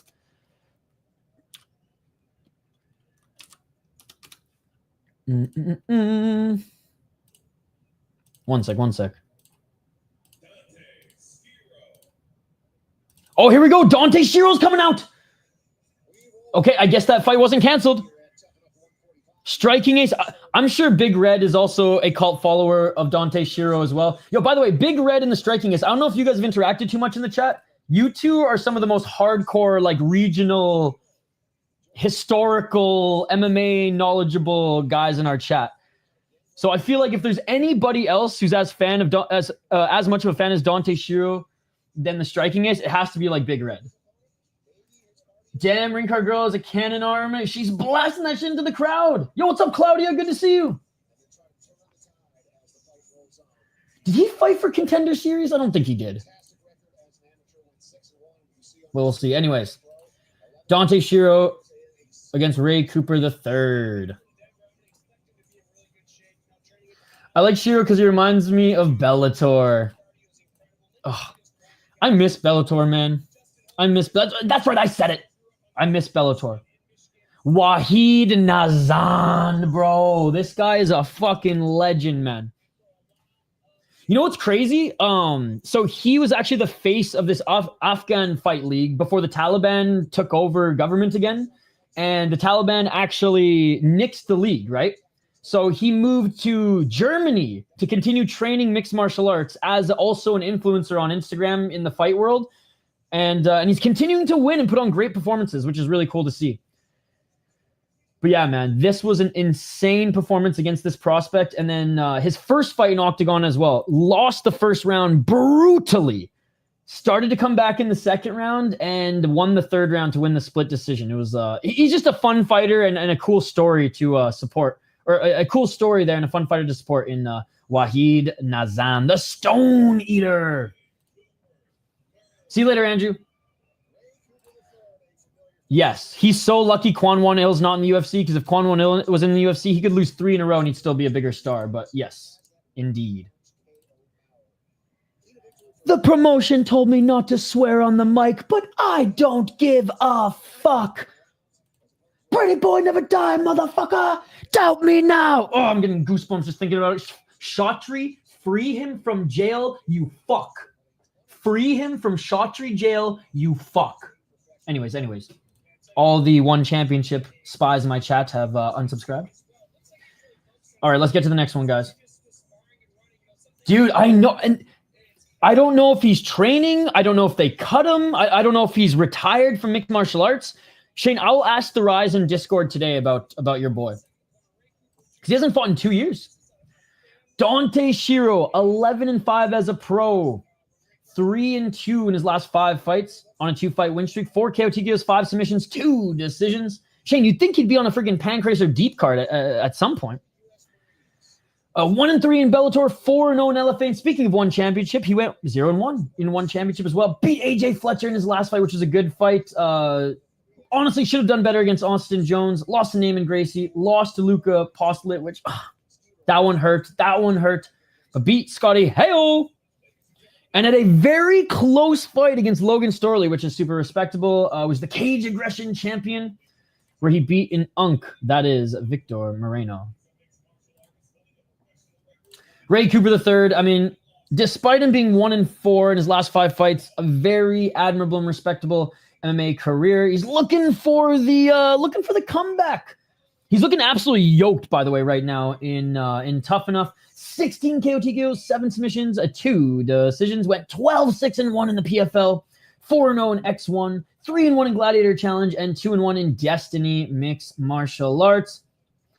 Lost a split decision to Burkamov, which honestly, you can make the argument that he won that one. Yeah, clearly lost to Jason Jackson. He looked awful against Brunson. I want to say that was like a short notice fight, but he looked absolutely awful against Brunson. Good win against Brett Cooper, and no shame in losing to Carlos Leal. Ray Cooper's fucking good, man. Ray Cooper's fucking good, but I got to go with our cult classic hero, Dante Schiro. Ooh, I didn't even plan that to rhyme, ladies and gentlemen. Oh, they are dialed. All right, Shane's going with Ray Cooper III. Round 1, ladies and gentlemen. Let's go. Thank God they took that fucking senile fuck Cristione out of the cage. He deserves to be in a nursing home, ladies and gentlemen. He has no business walking the street, let alone a cage. 4 minutes and 39 seconds, and already looking for the takedown here is Schiro, but Ray Cooper catching his neck. Lane, I miss Bellator. 440. I miss the pacing. I miss Scotty Coker. I miss all of it. I miss Dada. 420. Smoking V got him. Shiro's 3-4 versus name notable opposition. Cooper's 12-8-1. She's going head-to-head. Let's go. Cooper might be past it, but he's going to beat up Schiro. I only understand English and French, my man.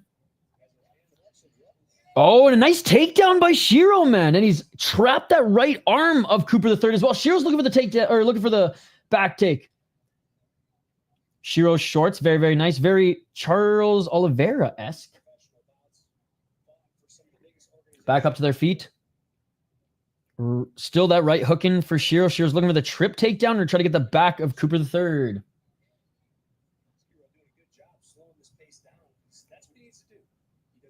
That left hook is in, but he might use it for a judo throw here. Will Schiro, he's trying, but Cooper, some good takedown defense. 35 seconds. Nice job by Ray Cooper as he now pushes Schiro up against the cage. Shiro's 3 are all upper level regional guys like Victor Moreno.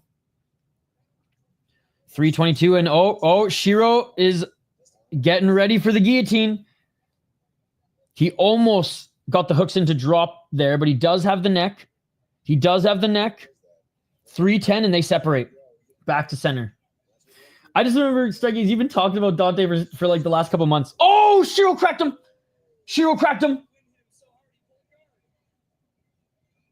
2 minutes and 5 seconds. Oh, and Schiro tried to pull guard. And Cooper jumped right on him. And Cooper's 12 are legit intermediate world level class opponents. 243. Cooper. Left hand around the torso, landing some big shots on Schiro. 233. There was some nasty hammer fists on the side of Shiro's head. 227. Yo, by the way, shout out to the big crowd we got here. Like I said, I only expected there to be like 2 viewers for Tuff-N-Uff. We got 30. And Hank and friggin' No Chill aren't even fighting. Unbelievable stuff. Thank you, guys. 216. Oh, great back take by Ray Cooper III. Back to Ray Cooper III, but Ray Shiro's trying to reverse. Ray Shiro's trying to reverse. Can Ray Shiro reverse, ladies and gentlemen? Can Ray Shiro reverse?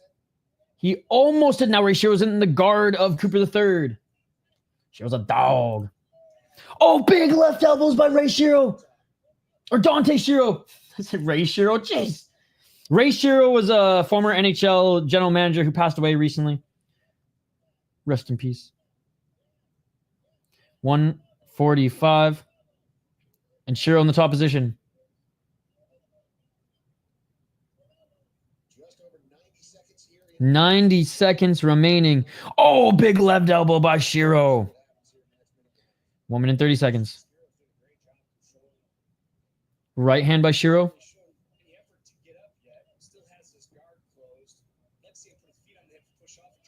Another left elbow by Schiro, man. Shiro's doing a great job in the guard of Cooper III, going from knees planted to feet. Ray Shiro versus Dante Cooper.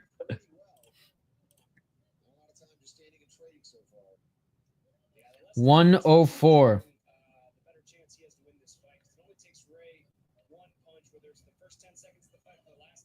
Oh, another big right hand by Schiro. Schiro doing a great job. He actually, with his left hand, was controlling the right arm of Cooper, giving him some more room to land those elbows.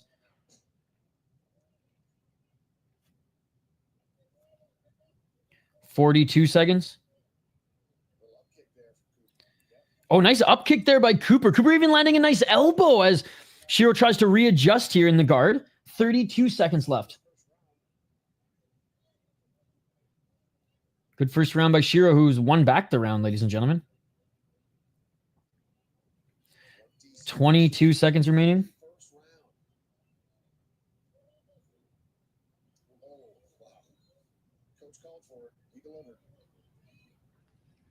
Ten seconds.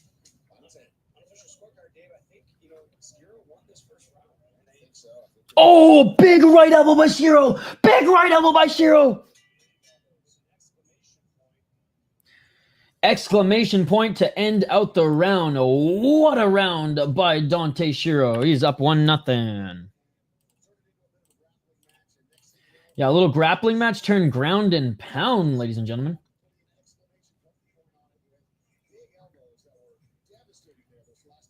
All right, round 2 coming up, guys.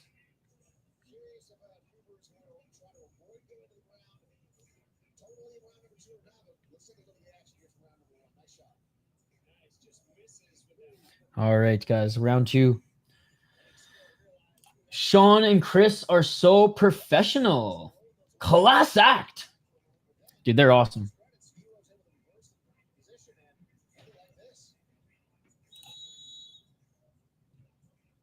God, no, Chill, we wish you were on this card, man. We wish you were on this card. I mean, I would be betting against you, but the money that I would make if you did lose, I'd literally, we would pool it in to start Swamp FC. So I hope you know that if you ever fight Hank, I may be betting on Hank because he's probably going to be the underdog. But, like, it's win-win for both of us, brother. It's win-win for both of us. 4 minutes and 53 seconds. Right to the body by Cooper. Right hand by Cooper. Cooper with the left and the right. Schiro trying to get this back down to the ground. Yes, I did. Yes, I did. How crazy was that? It's crazy. Like, Chris Curtis came in hot, grabbed his shirt, and Sean was like, I ain't grabbing no shirt, and just started fucking throwing hands. Do you think they got kicked out, or are they able to corner the rest of the Extreme Couture guys tonight? Damn it, I'm missing the second because I have to prepare for work. Hey, at least you're able to catch a little bit of it. 4 minutes and 16 seconds.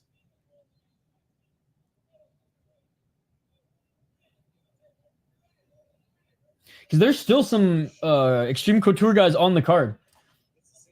Should never be able to corner again anywhere. Agreed. Absolutely agreed. You should... I'll try to find the timestamp and send it to you so you can see my reaction, but I was losing my shit. Bitch-ass move, dude. Especially when the two fighters were showing respect after. But yeah, Sean Strickland triggered with a little to his face. I mean, come on, dude. It's a fucking hand motion. Chill the fuck out. That guy's wires cross so much. Dude. If he was a hockey player, he'd probably have an assault charge and or murder charge like Steve Girbano on his fucking resume. Which, if you guys don't know the story of Steve Girbano, even if you're not a hockey fan, you're just a sports fan, unbelievable story. 3 minutes and 20 seconds on the clock. I think the only game in the National Hockey League that had to be canceled due to one man running wild assault, not hockey fighting guys, assaulting guys at that point, was because of Steve Girbano. And I think he was eventually arrested for fucking smuggling cocaine to Colombia in like the 60s and 70s. Small town Ontario boy, man. Crazy story. Oh, Schiro.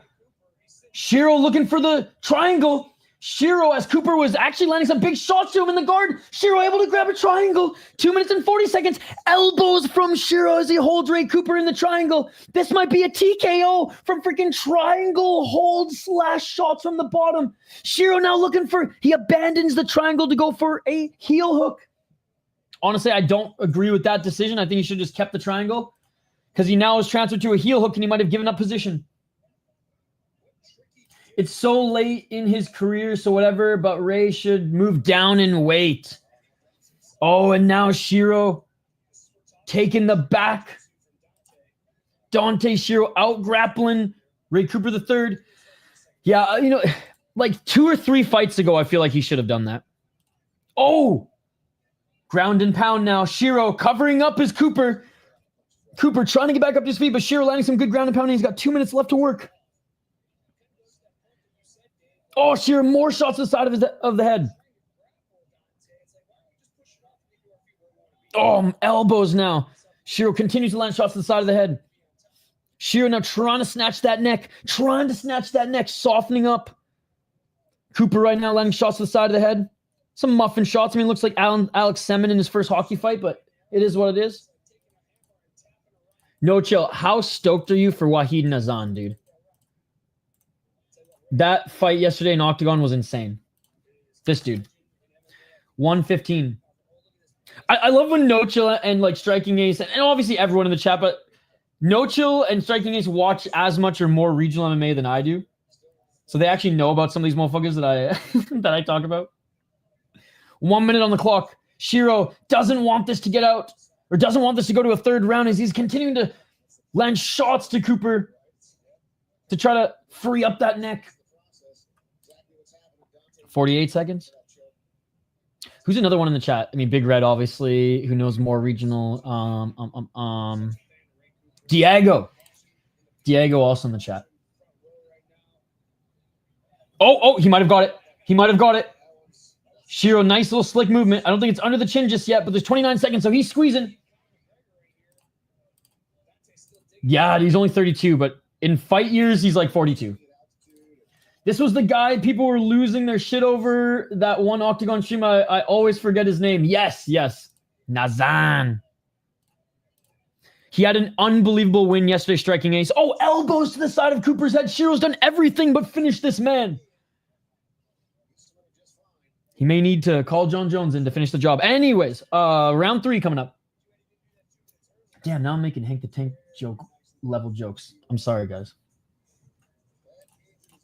That was low of me.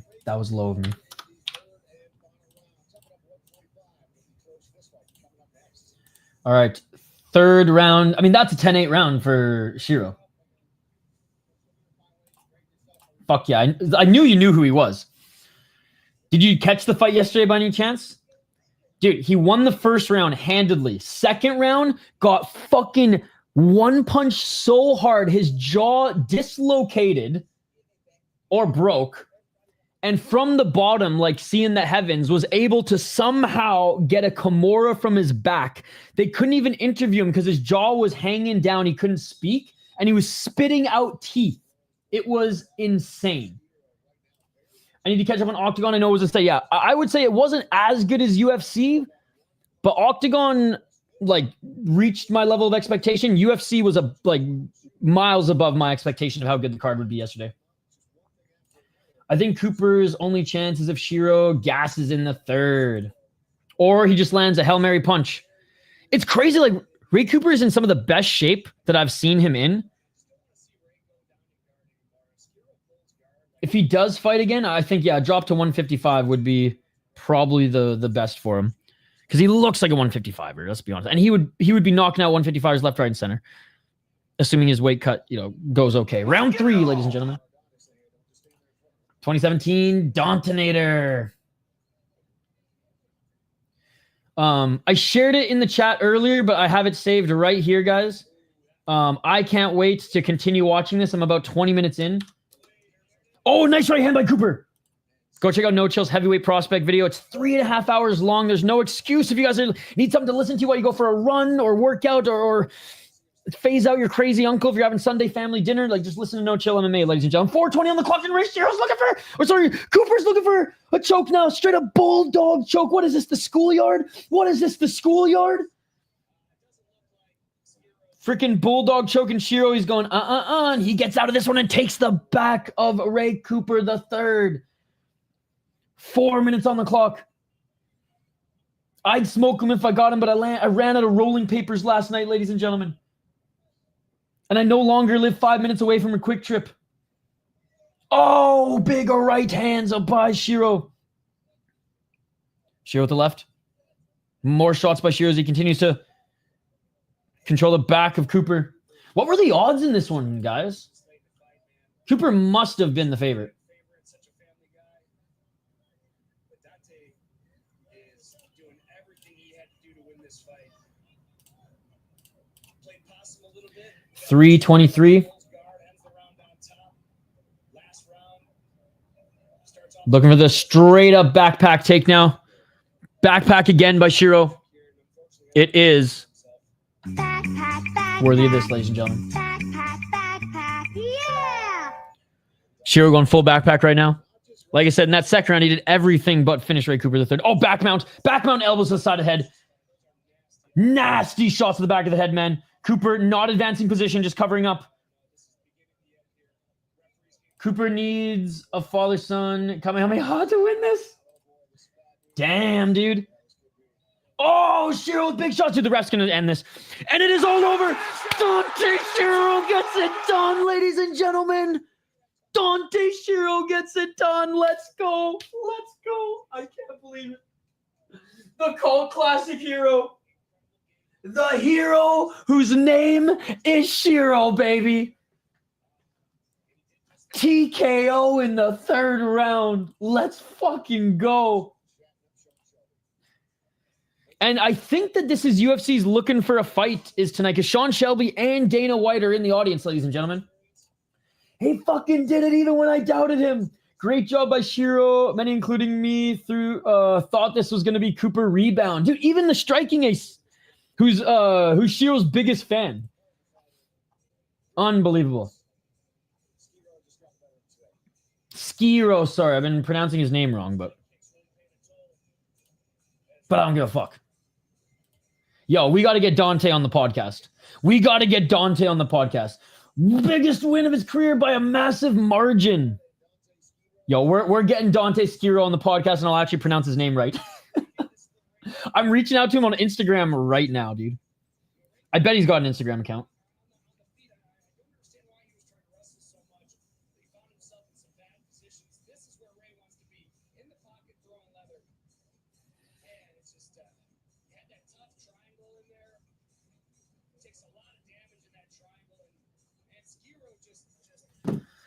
Diego Brandão. How crazy was Diego Brandão's win his last time in Tuff-N-Uff? I feel like he was signed to be thrown to the wolves, and he absolutely destroyed.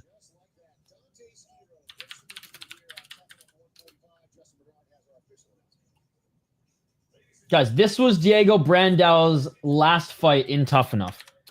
Shout out to Diego Brandão, by the way. He was on one of my favorite seasons of The Ultimate Fighter, Team Bisping versus Team Mayhem. And motherfucker sparred way too hard on The Ultimate Fighter. Jamie likes to move back and forth. Dude. Oh my God. So everyone thought the Canadian was going to win. Everybody thought the Canadian was going to win, but goddamn, Canada just can't catch a fucking break. But happy was Diego Brandão. Back and forth. He harnessed his inner Shama.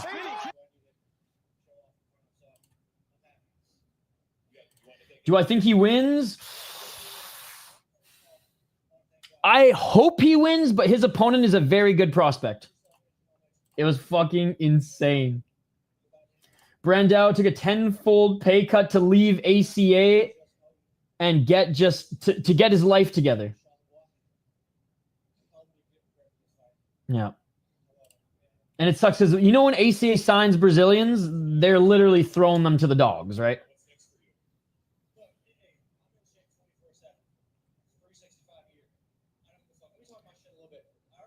Oh, here we go. Here we go. Dante Schiro is just like, yo, let me talk my shit.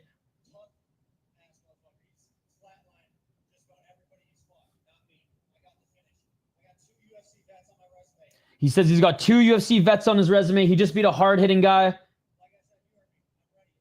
He said, UFC, I'm ready at any time. I'm always in shape. Let's fucking go. My boy Anthony Gracio is going to destroy the LFA Brazilian on Dana White Contender Series. I haven't even gone through the list yet with a fine-tooth comb. But I think I'm going to soon, No Chill. And hey, if you want to collaborate on a video, I think I might do like just a quick like 30-second profile on every single fighter in Dana White's Contender Series, and just have like some highlights with just like our backing vocals behind it. If you're interested and want to collab on that, it would be an honor, sir, because you're a real MMA YouTuber. I am not. I am just some fucking idiot who covers mixed martial arts because I want to hang out with the boys and watch, and girls, and watch combat sports. No Chill MMA is a real MMA YouTuber. So it would be an honor if you want to collab on something like that. If not, since you have way better videos to make, actual MMA videos to make, totally understand. But let me know if there's some interest, and we'll get cracking on that. Dude, I love Josh Hockett. I would say he's actually based and not fake fucking whatever Colby Covington is. I like Josh Hockett too.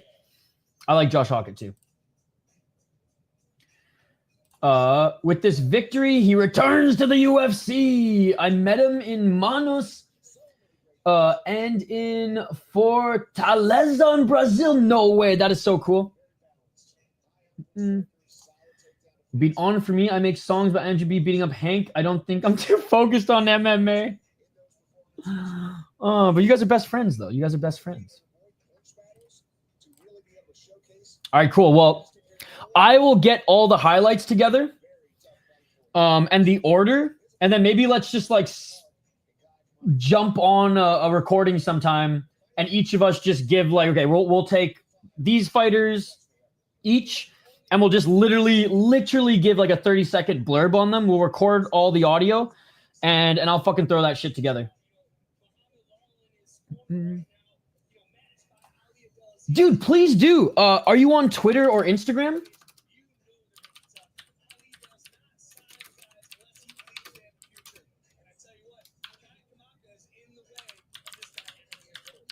Here, hit me up on Twitter or Instagram.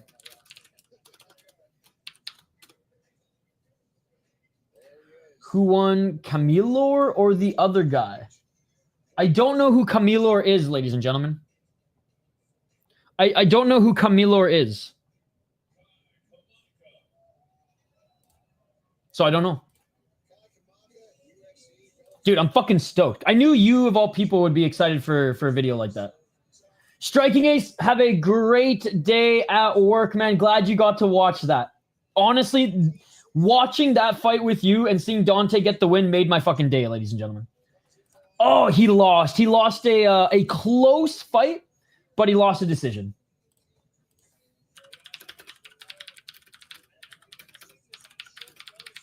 Kamaka is minus 900. Next two fighters are making their way to the cage right now, ladies and gentlemen. We have the co-main event of the evening.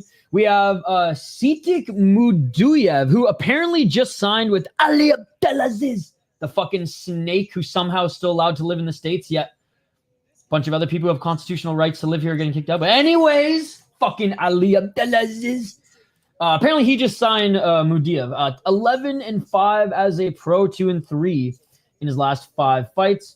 He's out of American Top Team. 4 KO TKOs, 2 submissions, 5 decisions, 7-2 in Wulin Fang, which means absolutely nothing because Wulin Fang is the best league to... enhance your resume. Let's just say that. Lost to a 6-3 guy, beat a 7-4 guy, lost to Naimov. Honestly, though, losing to Naimov, split decision, that's not that bad. But he hasn't been super active, man. He hasn't been super active, right? Like, he had one fight in 2024. He hasn't fought for a year. And he lost unanimous decision. Maybe got back in the room and started training. But yeah, in Wulin Feng, you know what's actually crazy? He actually did beat some good guys in Wulin Feng. I take that back. Well, I don't take it back. Wulin Feng is a padded record league, but he actually fought some of the good guys in Wulin Feng. He is solid. He's got some power, pretty well-rounded, but he's good at just... he's good at grapple festing you as well. Kai Kamaka III, we know how good he is. 30 years of age. 15-6-1, 4-1 in his last 5 fights. Out of Extreme Couture, I doubt his cornermen are there anymore because Sean Strickland and Chris Curtis probably got thrown out. 2 KO TKOs, 1 submission, 12 decisions. Yes, everyone does say he's a good boxer, he's a good grappler, but he doesn't finish guys, and that's true.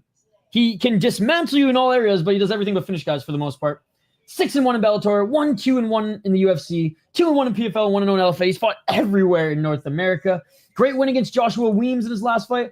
Close loss to Brendan Loughnane. I think it was a fair decision, personally. I do like both of the fighters, so that was actually a fun fight. And before then, what a run, man. Kevin Bohm, Edwards, Corrales, Bubba Jenkins, and Carvalho. What a run. This is honestly a very good run in PFL/Bellator.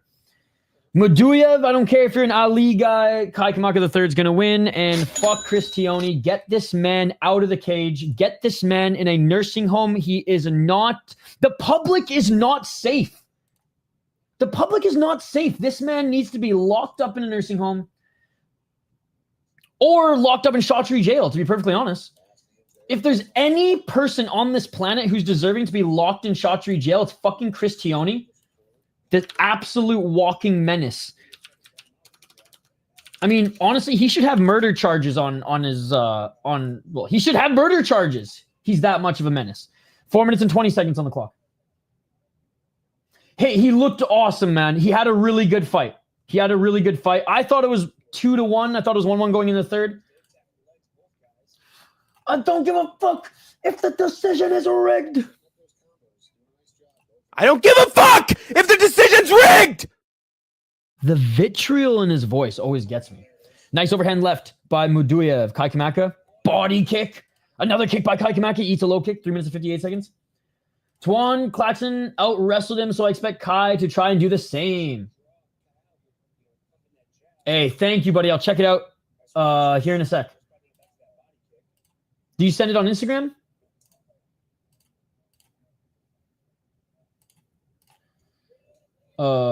Sitik went to a split decision with Naimov, who just beat Bogdan Grad on UFC. Yeah. Naimov's good, man. Naimov's good. 330.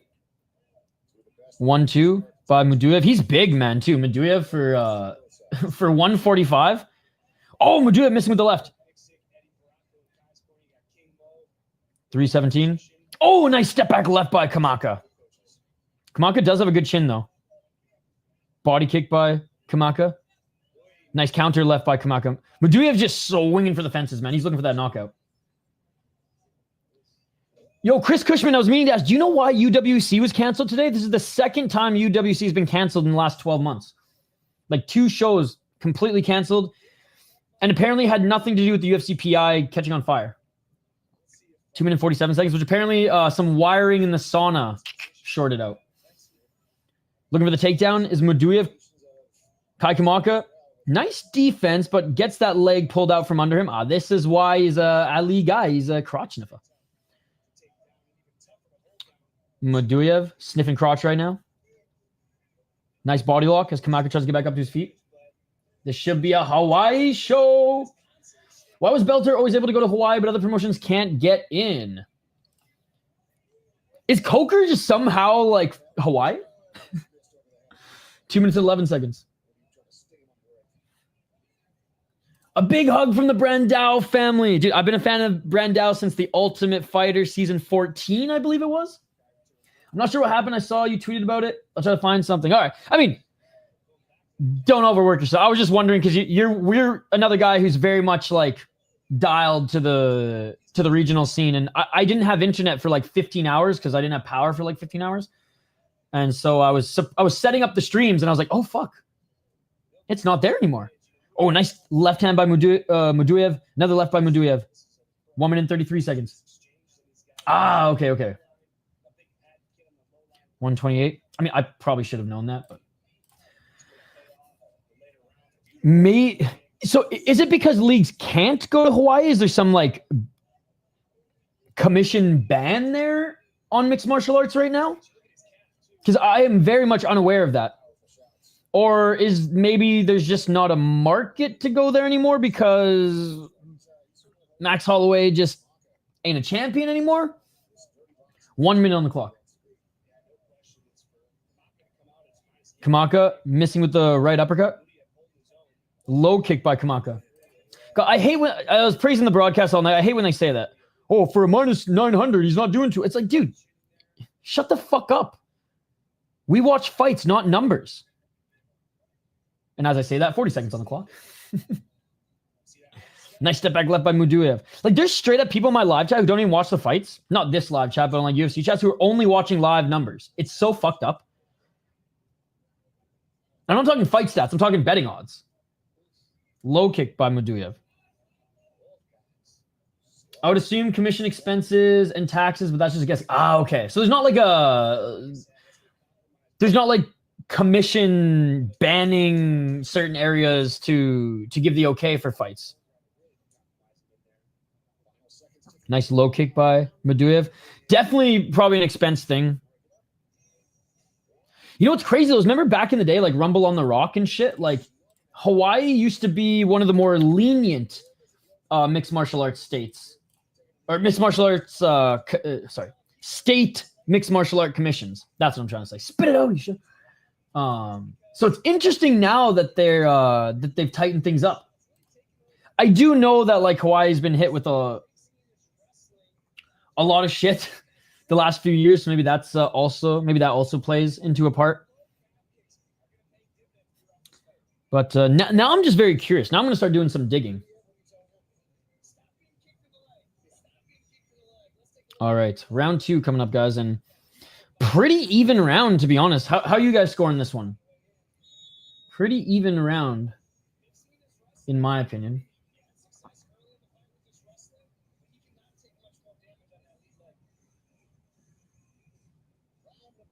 All right, round number 2 coming up. The Sahara Theater.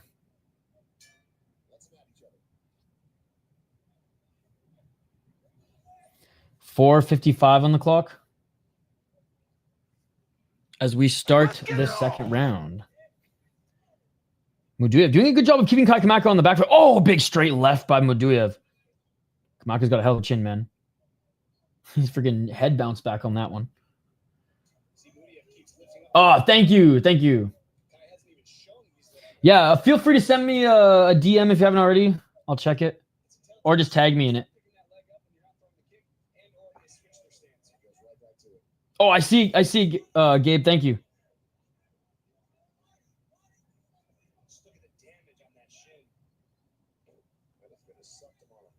Dude, that's awesome. That's so cool, man. Wow. That's fucking awesome, man. Yeah, Diego Brandão is one of the OGs. UFC 57 postponed due to change of venue per their website. That's what someone in the chat said, but apparently that post was like on the 17th. So maybe just media was behind on actually announcing the cancellation until this morning. But hey, you're the man, dude. Thank you so much for the update. Does Merbek Teisumov still fight? That's a good question. I haven't heard that name in a while. 3:22 on the clock, and Muduev jumps on not the back of Kamaka, but the side. He last fought. No, he hasn't fought since 2019. Oh, beautiful job by Kai Kamaka reversing the position, and Muduev falls to the ground. He was on a hell of a run too, eh? 6-fight win streak, loses to Diego Ferreira, and then done.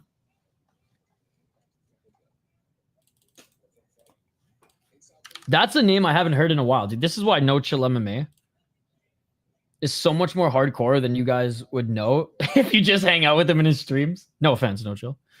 245.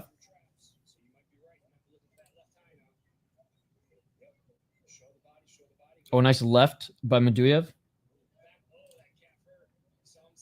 Dude, beautiful low kick by Muduev again. Step back left by Kamaka.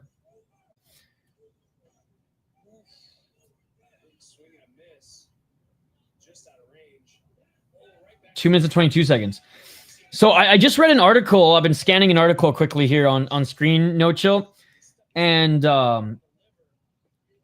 he pissed hot back in 2019. Oh, big left by Kamaka. And then had visa issues to get back into the United States and just stopped fighting after that. Yo, what's up, CST? Yo, don't like this video. Go subscribe and like CST. They're a real combat sports channel. This is not. I'm just a dude. I'm just a dude who loves MMA and combat sports.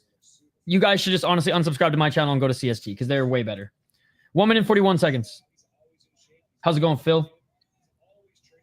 Oh, nice. Left uppercut by Kamaka. Dude, CST's the best, man. I don't know why you guys are here right now. You should be on CST's Fight Companion because I know they're covering Tuff-N-Uff.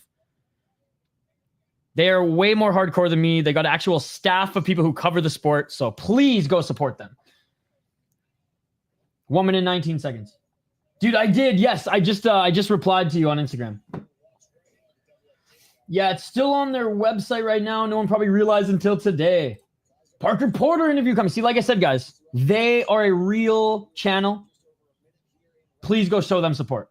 1 minute on the clock. Who's hosting your Tuff-N-Uff stream? I'll make sure to raid you. 50 seconds on the clock. Oh, I don't even see you guys. You're not showing up on my left tab right now.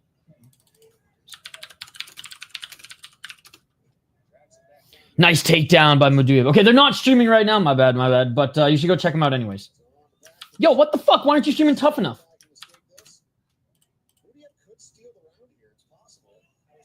Okay, regardless, you should leave my channel and go subscribe to them anyways. 15 seconds on the clock. Oh, nice big right uppercuts by Muduev.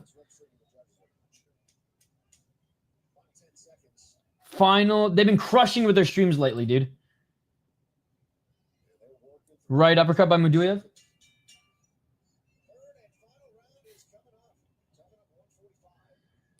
You gotta stop with that. We come here for you as much as the fights. That's crazy, bro. I don't believe that for a second. Round 3. What's up, Buster? Yo, I know it's rude to invite people to other people's houses, but I invited Big Red on your show too. Hope you don't mind.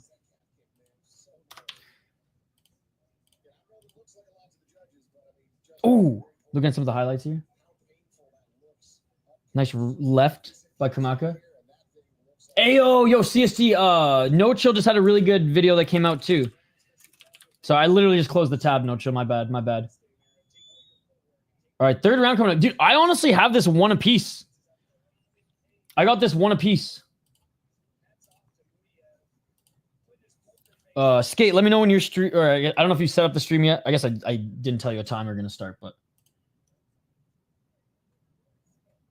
yeah. Okay, cool. I figured so, but I even said on stream, I was like, sorry if I'm like inviting. I know your parents told you to never invite people to other people's houses, but I just did. No Chill has a new video. Check it out, guys. 4 minutes and 47 seconds. Yeah, please do. Hit me up anytime on Instagram. I started using it more. I used to only use Twitter, but Twitter's fucked. It's not even called Twitter anymore. So I started using Instagram a little bit more. 4 minutes and 30 seconds on the clock. Nice left jab by Muduev. Kamaka 1-2. Okay, I see why Ali signed this guy now. He's actually pretty good. I was clowning him for having a Wulin Fang record, and then I look at his Wulin Fang fights, and I'm like, oh, fuck, he actually fought the only good guys in Wulin Fang. 4 minutes and 13 seconds. Nice step back left by Muduev. He's pressuring Kamaka here. Low kick by Kamaka. I just had a phone call, so I missed the first 2 rounds. They've been really competitive, Shane. This has been a tough fight to score. That's why I'm kind of defaulting to 1 apiece going into the 3rd. Sick.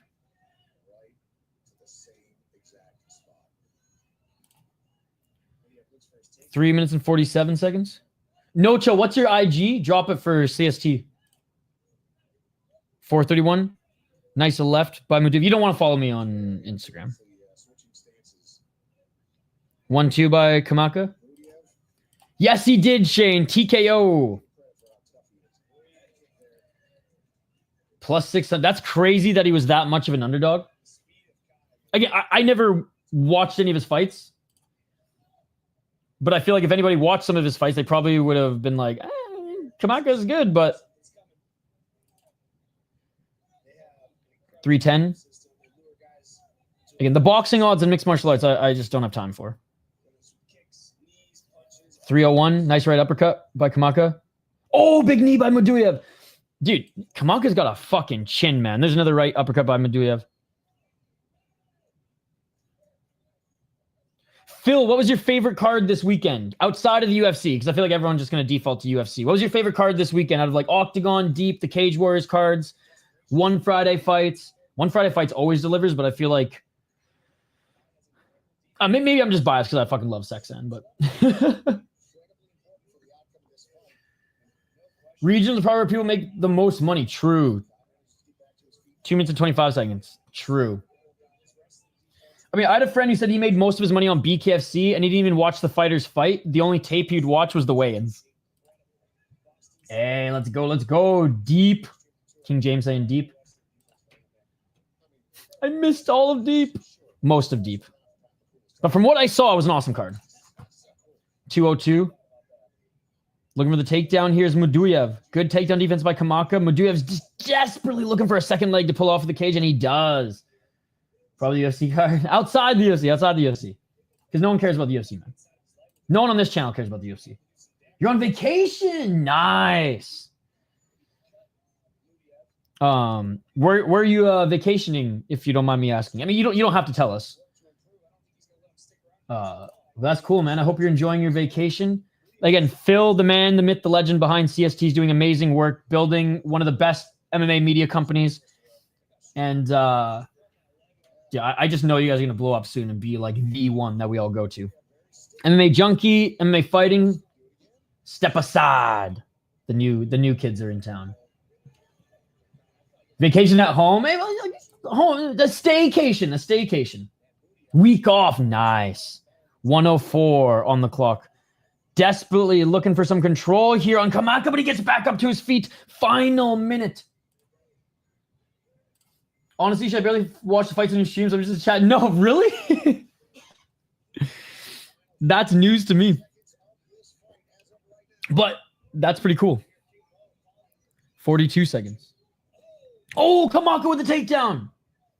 Well, then I appreciate the support, man. Nice knee to the body. I remember the first ever stream Idol Skatesman came on the channel. He was like, oh, I came here from Rush Hour and you're streaming Fury. I don't even know what the fuck that is, but I'm hanging out and I'm watching it now because of you. And I was like, let's go. And then we like became best friends ever since. Still disappointed I couldn't stay awake for the title DB card. Oh, it's all good, brother. It's all good. Lightning struck the transformer on my street and my stream ended anyway, so. Oh, nice left by Kamaka and a body kick. And that is it for the fight. I have no idea who won this fight, ladies and gentlemen. I want to give the last round to Kai Kamaka. I have no idea who won the first 2 rounds. I have no idea who won the first 2 rounds. Chat, for those who are watching it, not just watching me. Dude, that is awesome. Well, I see you got people hitting up PFL events. You had people hitting up Bellator events. Did you not have someone hit up the last Ryzen event? Yo, you got to link up with Aniki, man. You got to link up with Aniki. I'm sure he could do some really good work for you guys. He might charge because like he's already like established. But if you want eyes and ears in Japan, like he's boys with like a lot of the Japanese fighters and very tight with a lot of the Japanese gyms there. And he's like one of the better like commentary YouTube creators, in my opinion, right now. So I would highly recommend reaching out to him. Skate is a legend, dude. The stream's getting a little too wholesome for me. I feel like I am the more wholesome guy in our community. Except for last night, I was fucking banning people left, right, and center. And Taliesin, if you're watching, I don't know what your actual account name is. I banned a friend of mine by accident because there's so many people in the chat and people are saying crazy shit and spamming. And I went to try to ban someone and the chat moved too quick and I banned my friend Taliesin. Taliesin, I'm working on it. But if you're watching, I'm sorry and I fucking love you, bro. We're still awaiting the official decision. I think Sitik edged it out, damage-based scoring. Third round, I think Kamaka. First 2 rounds, I have no idea. So it could go both of them. Both of them could go to Muduev.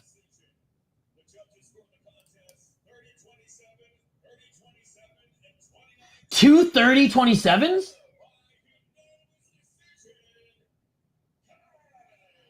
I do not agree with that. Kai Kamaka won, but I do not agree with the 2 30-27s. There's no way Kai Kamaka won. Oh, I did say the first 2 rounds are swing, actually. Never mind. I totally just take back what I just said there. I'm just surprised.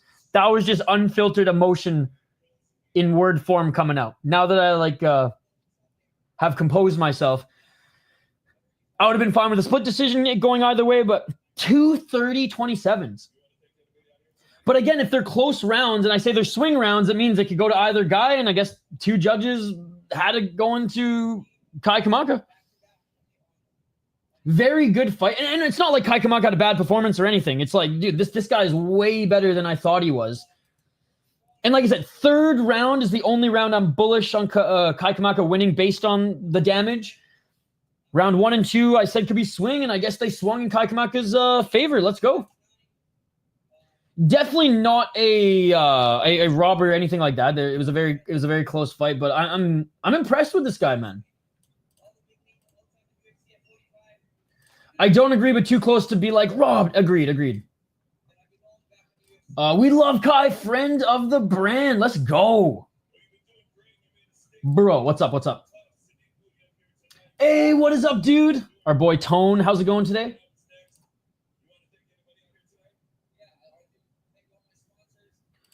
So that is now 16 wins for Kai Kamaka III. And honestly, Muduev 11-6 record does not tell the story, man. I'm actually going to do some research on this guy and go watch some of his old fights because this guy's been kind of flying under even my radar because I don't really cover the United Fight League much, and I've only recently really started covering Tuff-N-Uff on the channel.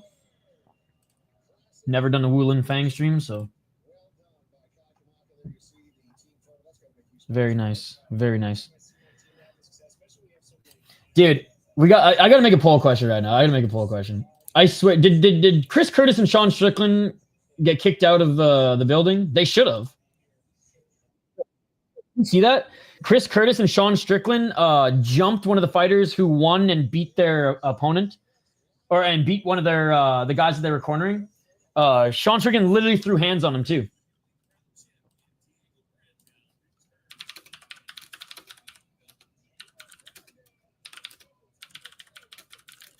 Actually, no, wait. Here's a better one. Should Sean or Chris ever be allowed to corner a fighter again? Because this mechanical keyboard, you can sound how shitty of a typer I am.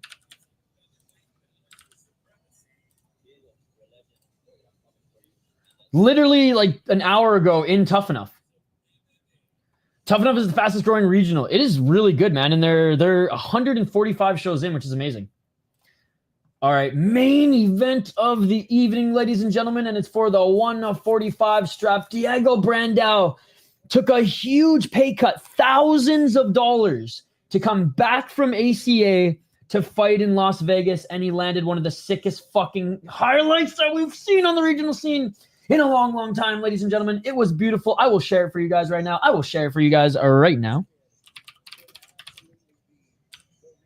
Give me one sec.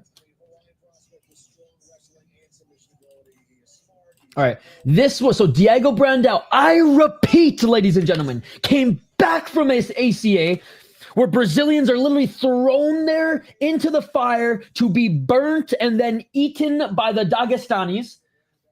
I digress. He came back from ACA. He took on the favorite, this Canadian prospect who's pretty good, but it hurts my soul. I already said who won many, many times. I've already said who won many, many times. Kamaka III. Look at this shit. Jamie likes to move back and forth from south. The spinning kick on the top of the head. Believable. He went from making actual MMA pro money to like probably $1,000 on the regional scene. They better be taking care of him now. Yeah, let's see if we can find that on Twitter. But yeah, vote in the poll question. Should Chris or Sean ever be able to corner a fighter again? I think the only silver lining is we know that Chris Curtis and Sean Strickland are friends again. They went to battle together. Oh, here it is. Okay, we're going to watch it right now. This is what happened. Now, I will say, before we get into this, the fighter who won and the... And his opponent, they showed respect to each other after, but clearly there were some fighting words between the winner and Chris Curtis and Sean Strickland on the walkout, because he taunted them after and they were not happy. Hey, Diego Brandão walking out in a toque as well. He's going full MMA guru up in this bitch. Yo, Sean Strickland, what a baby back bitch, dude. In this case. Overall, I mean, I ain't calling no fighter a bitch, but this was a bitch move.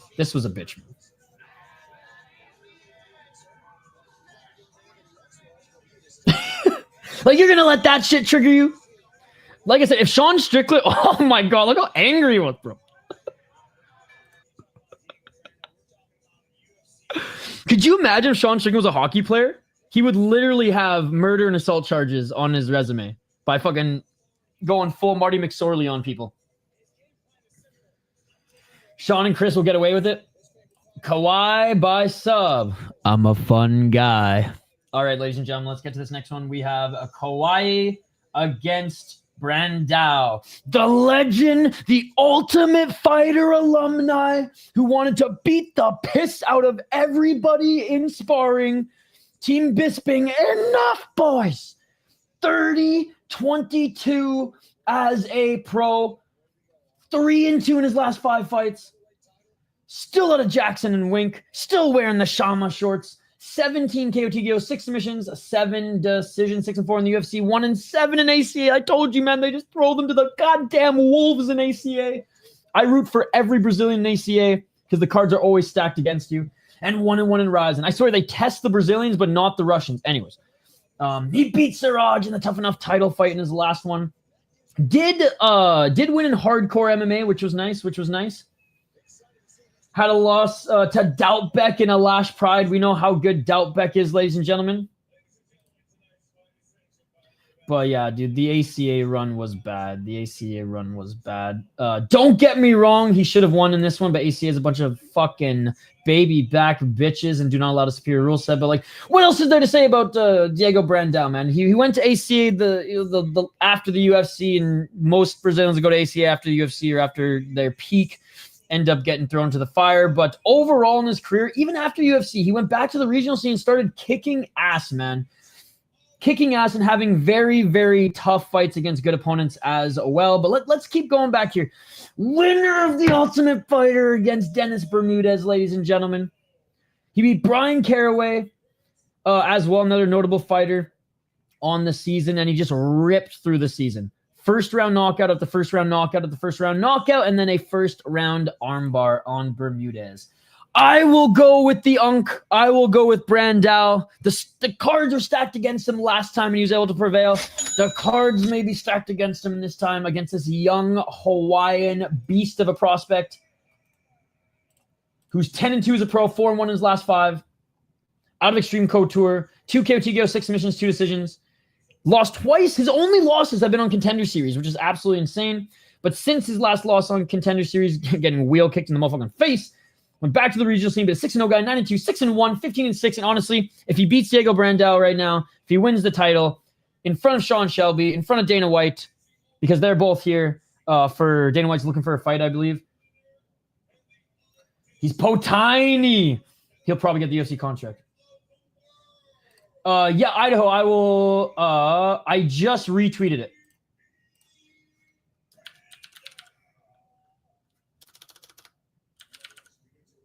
Hold on, I'm tagging you in it too. There you go, there you go. Seeing Diego with a belt is actually so fucking cool. Wonder what instigated the beef because he showed respect to his actual opponent. I think it was because they probably were like yapping on the way out. But yeah, like the opponent and him had no beef. He got the Pereira, so that's how that was Shama. That's how he landed the fucking spinning heel kick. All right, round 1, ladies and gentlemen. 5-round fight if needed. A 1-2 by Kawaihae. Kawaihae was going to fight Cam Teague on Dana White Contender Series. Don't know why that didn't happen, but both guys got cooler opponents. Oh, big knee to the body by Kawaihae. Yo, shout out to Cam Teague. Oh, Brandão with a big takedown. He fought an absolute killer in Vajayos. No shame to Cam Teague. He'll come back strong. Brazil. Back up to their feet. 4 minutes and 20 seconds on the clock. Smoke him if you got him.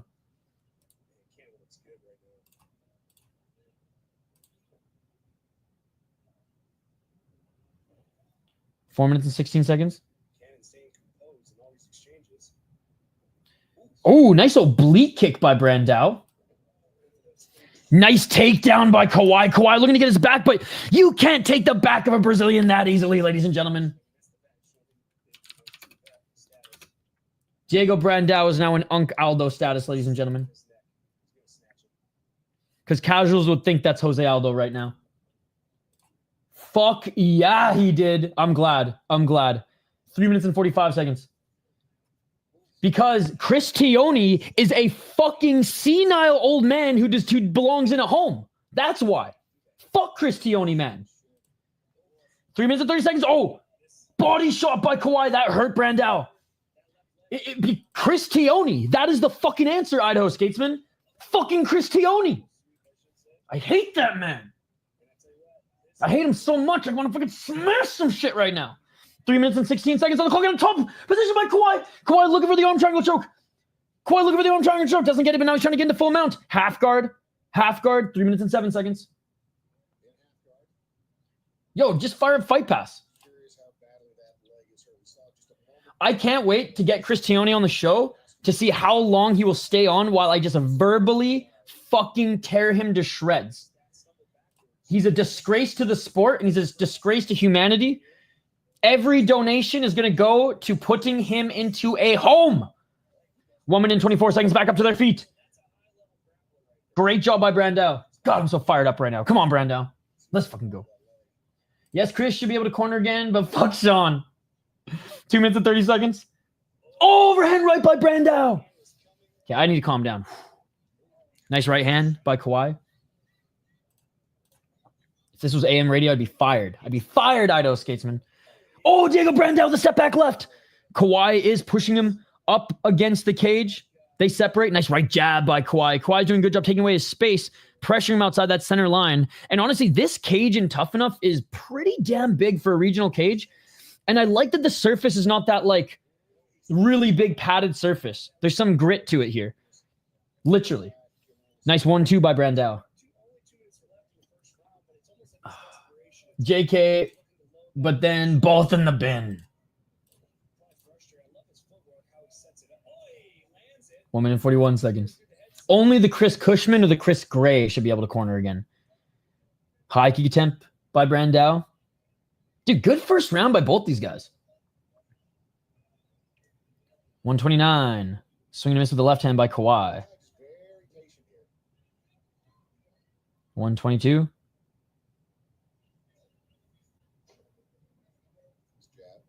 Literally every ref that's usually doing UFC stuff was on Tuff-N-Uff today. We got Mark Smith here. Body kick by Brandão, which I think Mark Smith is one of the better referees out there right now. But when he has a blunder, it's really bad.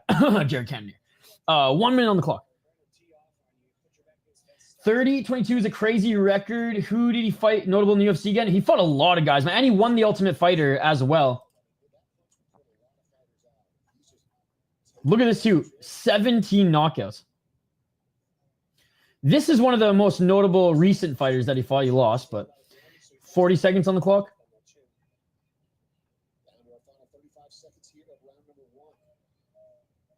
Lost to Conor McGregor. Man, he was in the UFC for a while. Totally forgot he went to Rising for one fight, too. Nice left by Brandão. He escapes that counter right by Kawaihae. Dennis Bermudez was a sick fucking win. Now, I know Dennis Bermudez was still super young as well, but like those are two of the best fighters to come out of that season of The Ultimate Fighter. Who else came out of that season? Dodson, TJ Dillashaw. They also came out of that season. Has Juancamilo fought? I mean, probably.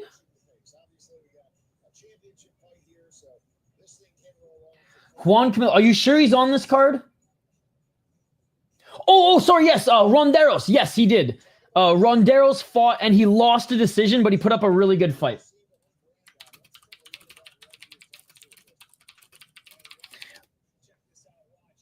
Yeah, dude. He went and got friggin' torched in ACA for a little bit, but he took a pay cut to actually come back to North America and fight here.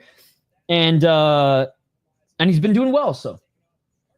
Dude, that season was so good. Mayhem Miller and Bisping as coaches too. And Mayhem was like, he was awesome. He was a great fucking coach.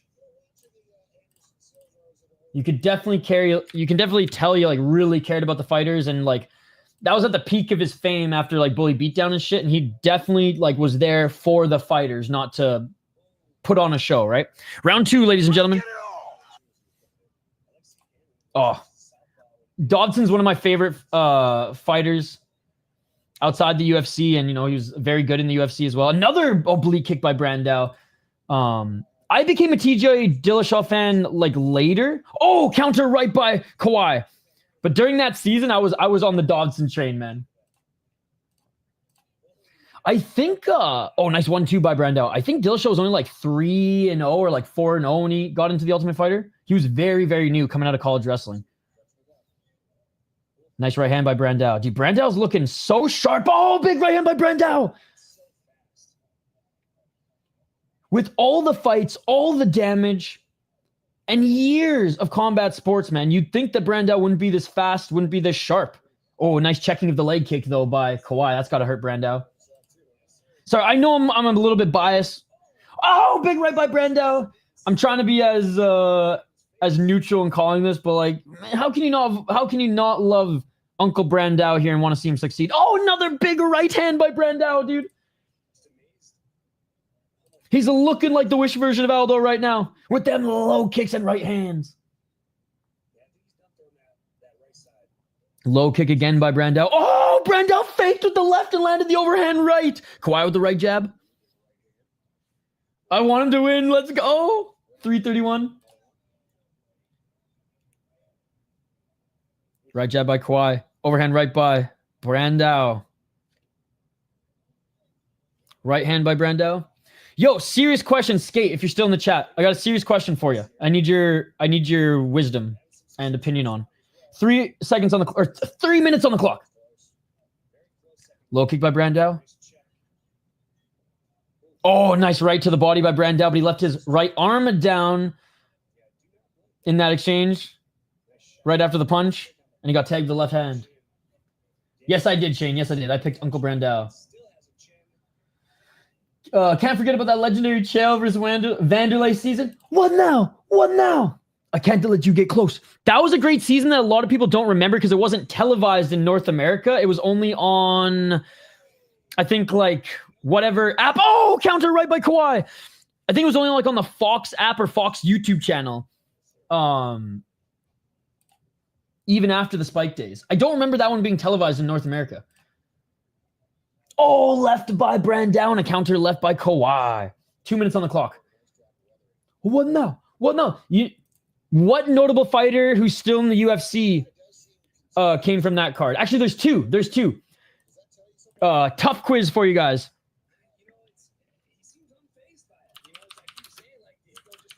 What two fighters who are still in the UFC were on that season of The Ultimate Fighter?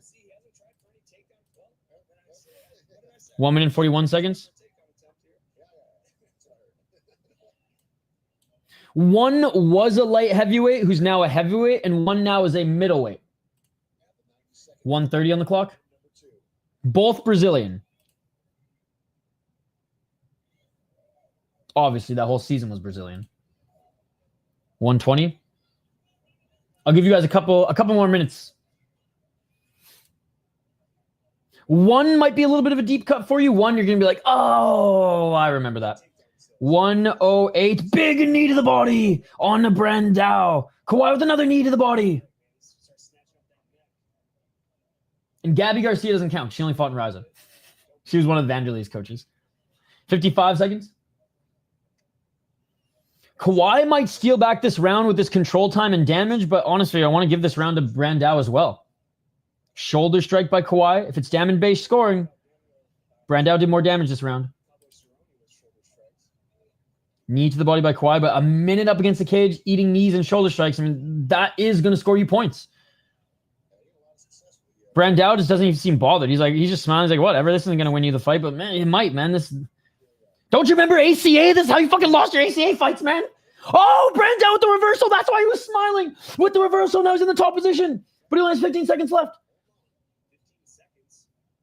See Brandão land an elbow or something. Oh, he missed with that right hand, but he threw it with ill intent. There's a right elbow by Brandão. Oh, big left by Brandão. Left by Brandão.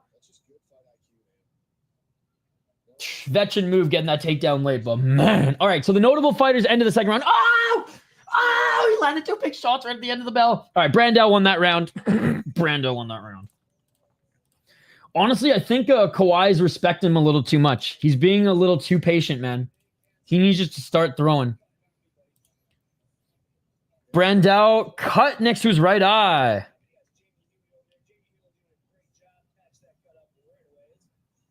Wow. Brandão with the spinning heel kick as well attempt. My God. My God. Okay, so the fighters were Paulo Costa, and this is the deep cut. Marcos Rogério de Lima, who was a light heavyweight at the time, didn't have that big belly. But yeah, I'm sure there's like a couple other ones who like had a cup of coffee, but Marcos Rogério de Lima, who got flying fucking kneed by Derek Lewis recently. Well, I guess like 2 years ago, not super recently. And yeah, Paulo Costa came from that season. Paulo Costa at that time too was making more money as a model, he said, than as a fighter, which was hilarious. And causing, drama in the house as he does. And I remember, you remember like every season of The Ultimate Fighter, Dana like takes the boys out or whatever. And that year he literally hired a bunch of Brazilian ladies of the night to have a pillow fight with the boys. Paulo Costa was just salivating. Let's just say that. 4 minutes and 41 seconds on the clock. I think the only other season they did that was the pool party for the McGregor and Uriah Faber season, and McGregor just called up all his ladies. Let's get it all. 30 seconds into this third round. Damn. Nice right hand by Brandão. 4:19. I watched way too much Ultimate Fighter growing up. And I still rewatch some of the good seasons. Nice left. What up? What up? Oh, okay. Oh, nice oblique kick. Oh, spinning heel kick. Body kick. Dude, Brandão with the right hand. Dude, Kawhi's got a hell of a chin, but he's hurt. High kick again by Brandão. Brandão with the low kick. Kawhi's got a good poker face, man, but that hurt him. Do you think that the Korean convenience store nearby would have rolling papers? Oh, Brandão with the left uppercut. Because, the Koreans smoke like chimneys. There's a takedown by Kawhi, dude, but Brandau's getting right back up to his feet. I'm going to go for a run quickly after this. and then I'll hop on stream with you. But I was hoping to run to the Korean convenience store, and I need rolling papers. 3 minutes and 17 seconds. Do you think that they would have some? I need your Asian expertise on the matter. Yeah, you said it, Chris. Rogerio de Lima. By the way, this fight decides the beer bet. Even better, Shane. Even better. Yeah, Rogerio de Lima, and who was a light heavyweight at the time. Paulo Costa. 2 minutes and 50 seconds. Kawhi still trying to take Brandão down, but Brandão's back up to his feet. Again, 5 rounds if needed. I don't know what to eat. I think I'm gonna go to the Korean market / convenience store that's like 20 minutes from my house. That's on my running route, and I'm gonna pick up some Korean. I'm gonna see what they got for meats, and I'll probably pick up some ramen and make some crazy ass ramen shit. Right hand by Brandão as they separate. I just everyone started knowing the best content. What's up, Denial?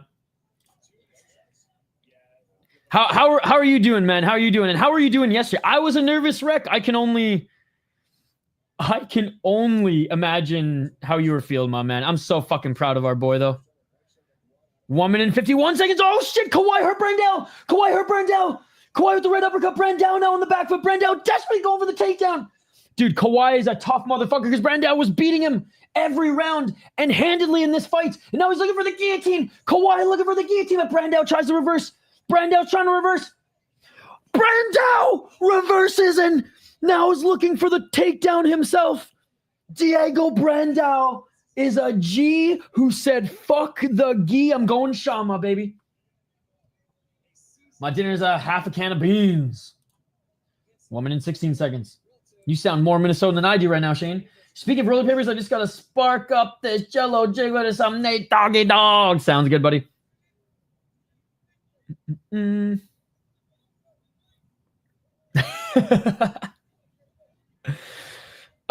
Probably Jumbo Joe Thornton. 55 seconds on the clock. Yeah. You must have missed it. I asked, do you think that the Korean convenience store has rolling papers? Because the Koreans smoke like chimneys. So with your Asian expertise, I just want, do you think that they would have rolling papers? Should I stop in to check on my run?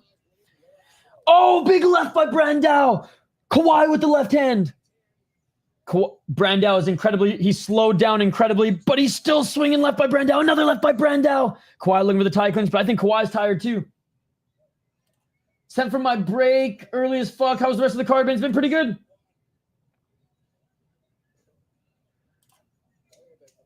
I mean, I think he looks more like a milk dud now. As a light heavyweight, he actually looked pretty jacked. Nah, Chara on the Bruins probably had the most hung in NHL history. No Jones and BRB. That is true. The guy did stand like 6'6". And that is it for the third round. I just said Jumbo Joe because listen to his nickname.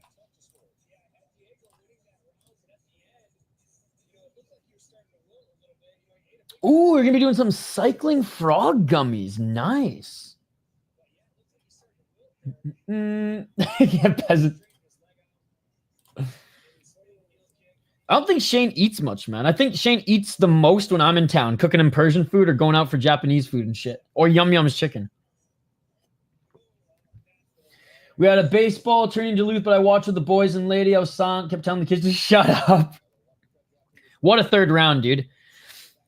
I will say, when the takedowns weren't coming, I was scared. But then as the end of the second round and third round started to play out, I was like, dude, he fucking belongs to be here. I poke a killer. Kai Kamaka did win. It was a very, very close fight. How did the kids do in their baseball tournament, by the way?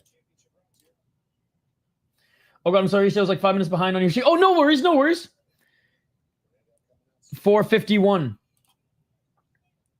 But I still want your Asian expertise. Do you think a Korean convenience store with a restaurant attached to it, but that does neither here nor there, would possibly have rolling papers? If not, it doesn't really matter. I'm going to go there anyways. Just wanted to see if I can get 2 birds stoned at once.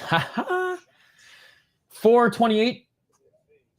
Full camp and no eye poke, and I think he breaks that man. Dude, if Denise didn't have that, a minute to recover, Guzzi was sending him on the back foot. Definitely. All right. I will report back on stream my findings.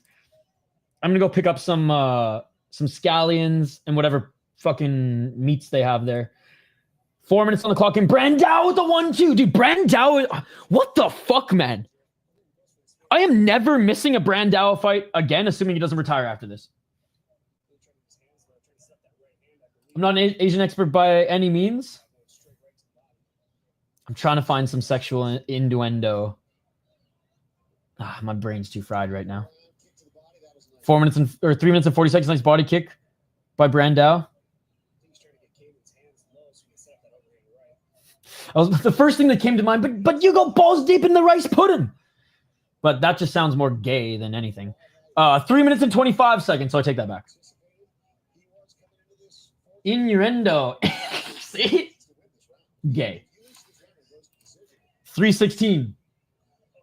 He said everyone lucky he did drugs and fucked off for 10 years and they all be in his crosshairs. He now believes what I've been telling him, that he's a brawler and not a wrestler, and he proved it. God damn it, he did. Dude, denial.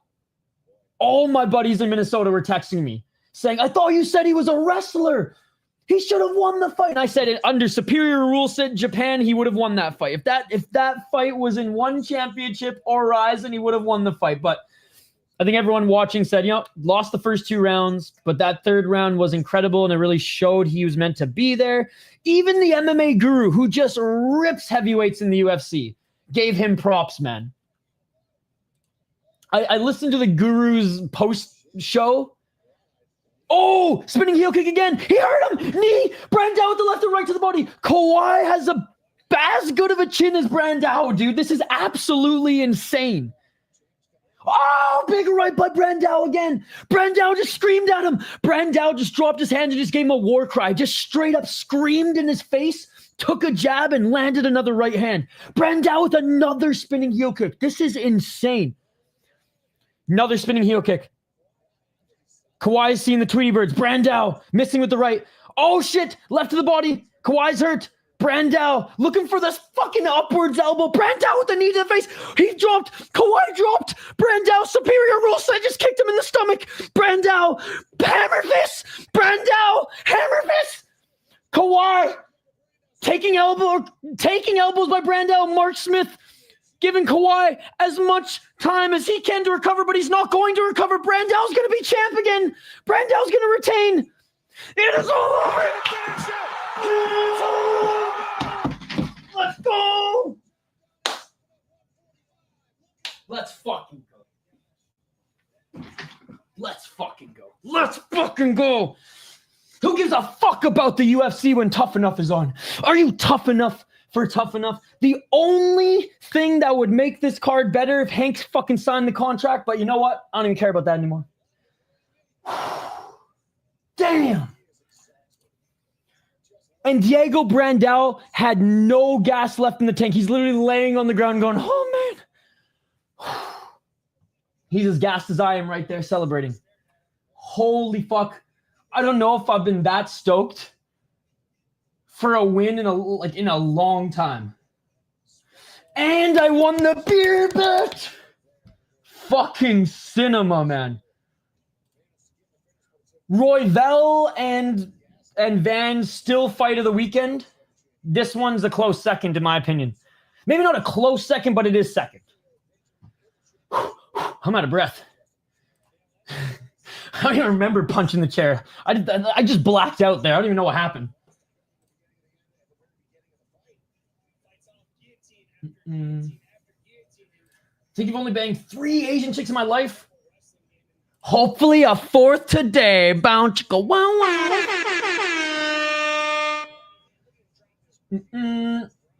Escaper claims that number sadly and disappointed. I lost my virginity to an Asian chick. She was half Thai, half...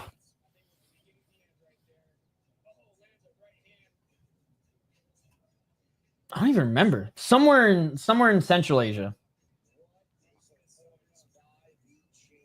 She had that Thai, like, dark skin, and then, yeah, somewhere in Central Asia. One of the stands.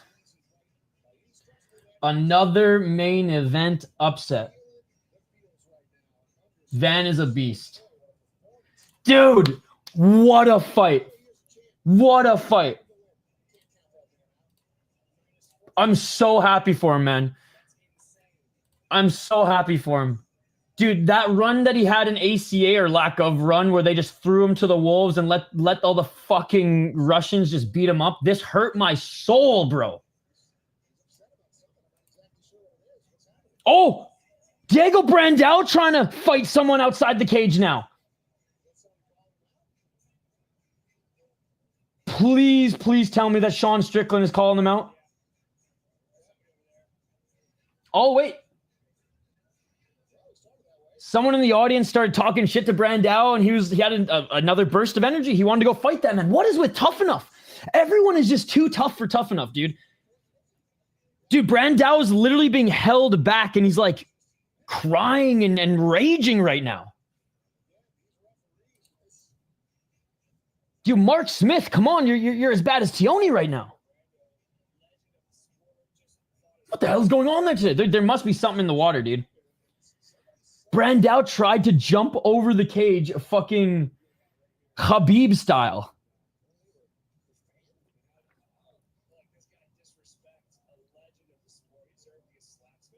Dude, did you hear the commentary? The commentary is like, how can you disrespect a legend of the sport like this? That guy deserves to be slapped. Dude, literally was a fan who was talking shit to Brandão. They say he's a fan. I don't know. He was too close to the cage for me to think he's a fan. But the commentary just said that man deserves to be slapped. Where I come from, people like you get slapped. God, what a night indeed. We had Chris Curtis and Sean Strickland squeeze in a fight. Diego Brandão, and still... I mean, this poor guy's not going to go to Dana White Contender Series his next fight, but that's okay. Yeah, it's unfortunate we don't have UWC 57 today, guys. It was canceled, but I will be jumping on Combat Casual. Bro, 2-division champ. I didn't even realize this was for a different belt. He's a 2-division champ. He's a 2-division champ, bro. I didn't even realize this was for a different belt. I totally thought he was defending the belt. What a legend, man. I literally have goosebumps. You guys can't see it through the forest, but I do. Wow.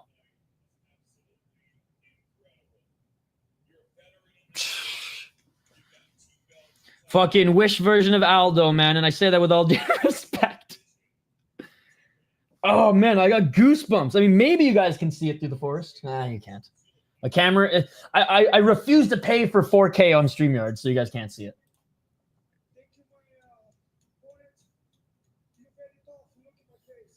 Brandão says, thank you to my opponent. You're very tough. Look at my face. He's got a swollen left eye and a cut. Yo, Chris Tioni, fuck you. I don't even want to see your disgusting fucking face on screen anymore. Oh, okay. I was going to say, like, he's got 2 belts wrapped around him.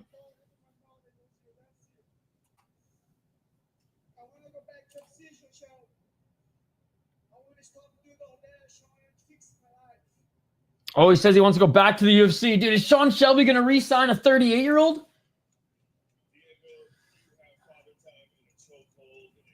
He'll be back. Thank you for clearing it up, Big Mike. Thank you for clearing it up. Love the profile picture.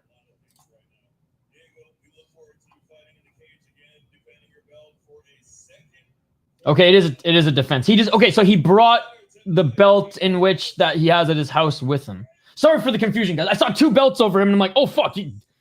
My first thought was double... 2 division? Dude, Diego Brandão won TKO in the 4th round, and I lost my shit. Apparently, I started beating up my chair. Fucking poor chair. Oh, my God. That was unreal. Diego Brandão, man. What a fucking scrap. God, I love this sport, guys. I love this sport so much. And I love hanging out with you guys. I know I'm a fucking psycho. I don't claim to be an MMA YouTuber. I am not an MMA YouTuber. I'm just a fucking fan of the sport, man. Yo, Gabriel, sorry I missed your call, dude. I was freaking out on the live stream. Oh, dude, our boy in the live chat right here, Mr. Relax, is Diego Brandau's cousin, and he was calling me on Instagram wanting to celebrate.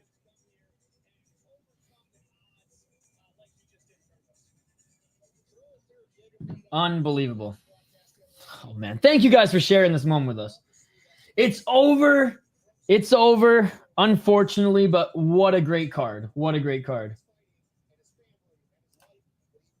Hey, so are you, Tone. So are you. I got to rewatch Octagon, Part of Deep, and Tuff-N-Uff. Oh, man. I have to watch Part of Deep and what did I miss? And Cage Warriors yesterday. I missed Cage Warriors yesterday. Wow. Okay. I have to I don't even know. I don't even know. I am buzzing right now, ladies and gentlemen. He lost, but his opponent got jumped by Chris Curtis and Sean Strickland after the fight. You want to see? And by the way, like Hunsinger looked good. Like it was a good competitive fight. He ended up getting, I think, submitted. Yeah, standing guillotine. And then him and his opponent actually like had some words of respect towards each other after the little brouhaha. But yeah, Sean Strickland, man, seeing red, came into the cage after being taunted a little bit, but that's like not really an excuse. I mean, like we're not children, right? Children fight when they get taunted. Grown men, well, maybe Sean Strickland doesn't act. Maybe his wires cross, unlike most men. His conduct, there's no excuse. There's no excuse.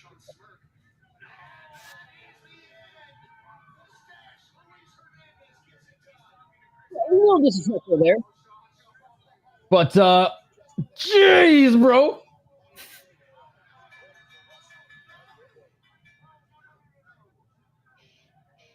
Get the fuck off me. Honestly, I'm a fan of Hernandez now. Whatever fandom I had for Chris Curtis and Extreme Couture, frig off, Leahy. But up on the train for 2.5 hours to skate this crazy skate park in an abandoned house, some local buildings, by leaving the house without my Vegemite. I'm glad you also like Vegemite because I am a huge Vegemite guy. I literally eat that shit by the spoonful and door. But my favorite way to eat it is on toast, a little bit of cheese, a little bit of garlic, and some eggs. So good, so good. All right, so 2.5 hours skate. Cool. Well, I guess we'll have I don't really like Vegemite, but I'm in Australia, mate. I love it. I can't afford it anymore because they tax the fuck out of it in the States. In Canada, it was about $7.99. I can't find it for under $20 here. So I'm not spending $20 on a fucking spread. Fuck off. I mean, actually, with tariffs, it might not be even available anymore. Who knows? Who knows? We're not going to be able to get any of the good shit from Canada, New Zealand, or Australia anymore. Because I think all like fucking, yeah, because trade talks have been halted. As of yesterday. Ayo. My man. All right, well, have fun skating. I'll text you in a bit. Yeah, if you're skating, if you're not going to do your show for like a few hours, right? Then I'm free whenever you are, my friend. I'm free whenever you are. Yeah, there's no more streams tonight for me because UWC 57 was canceled. So yeah, let me know when you're back, ready to break down the UFC card, and I'll be ready, my friend. I'll be ready. But wow, ladies and gentlemen, what an event! I'm buzzing. The sky is blue. Dude, no joke. Throughout this little, what was it, 2-3 hour stream, it went from hailing to blue sky to pissing rain to thunderstorm back to blue sky. Fucking Midwest summers, bro. It is wild. It is wild. All right. Amachov won. Dante Schiro won. Luis Hernandez won. Jordi Maya won. Kai Kamaka won. And Diego Brandão. And still, baby. I can't believe it. Thank you to everybody who joined us here today. You guys all are amazing. I appreciate you all. Go check out No Chill MMA. Go check out Jay. This is the amount of royalty that entered our chat here today. Combat Casual, No Chill MMA, JG2, and Combat Sports today. I am blessed, ladies and gentlemen. I am blessed. But that's it for the live fight companions. Sorry, there's no UWC. They canceled their event. What do you want me to do? They canceled their event. I'll be back later on Combat Casual's channel. I will share the link on my post/community tab when that stream is up. Membership stream either later tonight or tomorrow. And we are back on the saddle next week, probably starting Thursday for more fight companions. But Tuesday, we're back for the Ultimate Fighter. We're already on episode 6, man. We're already halfway through, which means in 4 weeks, we have Contender Series, which is awesome. Anyways, see you guys for membership stream. See you guys Tuesday for the Ultimate Fighter. And for the rest of you, see you next weekend for more fight companions covering these amazing cards and fighters in the world of combat sports. Always remember, Just because you get more picks right doesn't mean you're better at predictions than me. it's true, ladies and gentlemen. It's true. We'll see you on the next one. Peace. Yeah.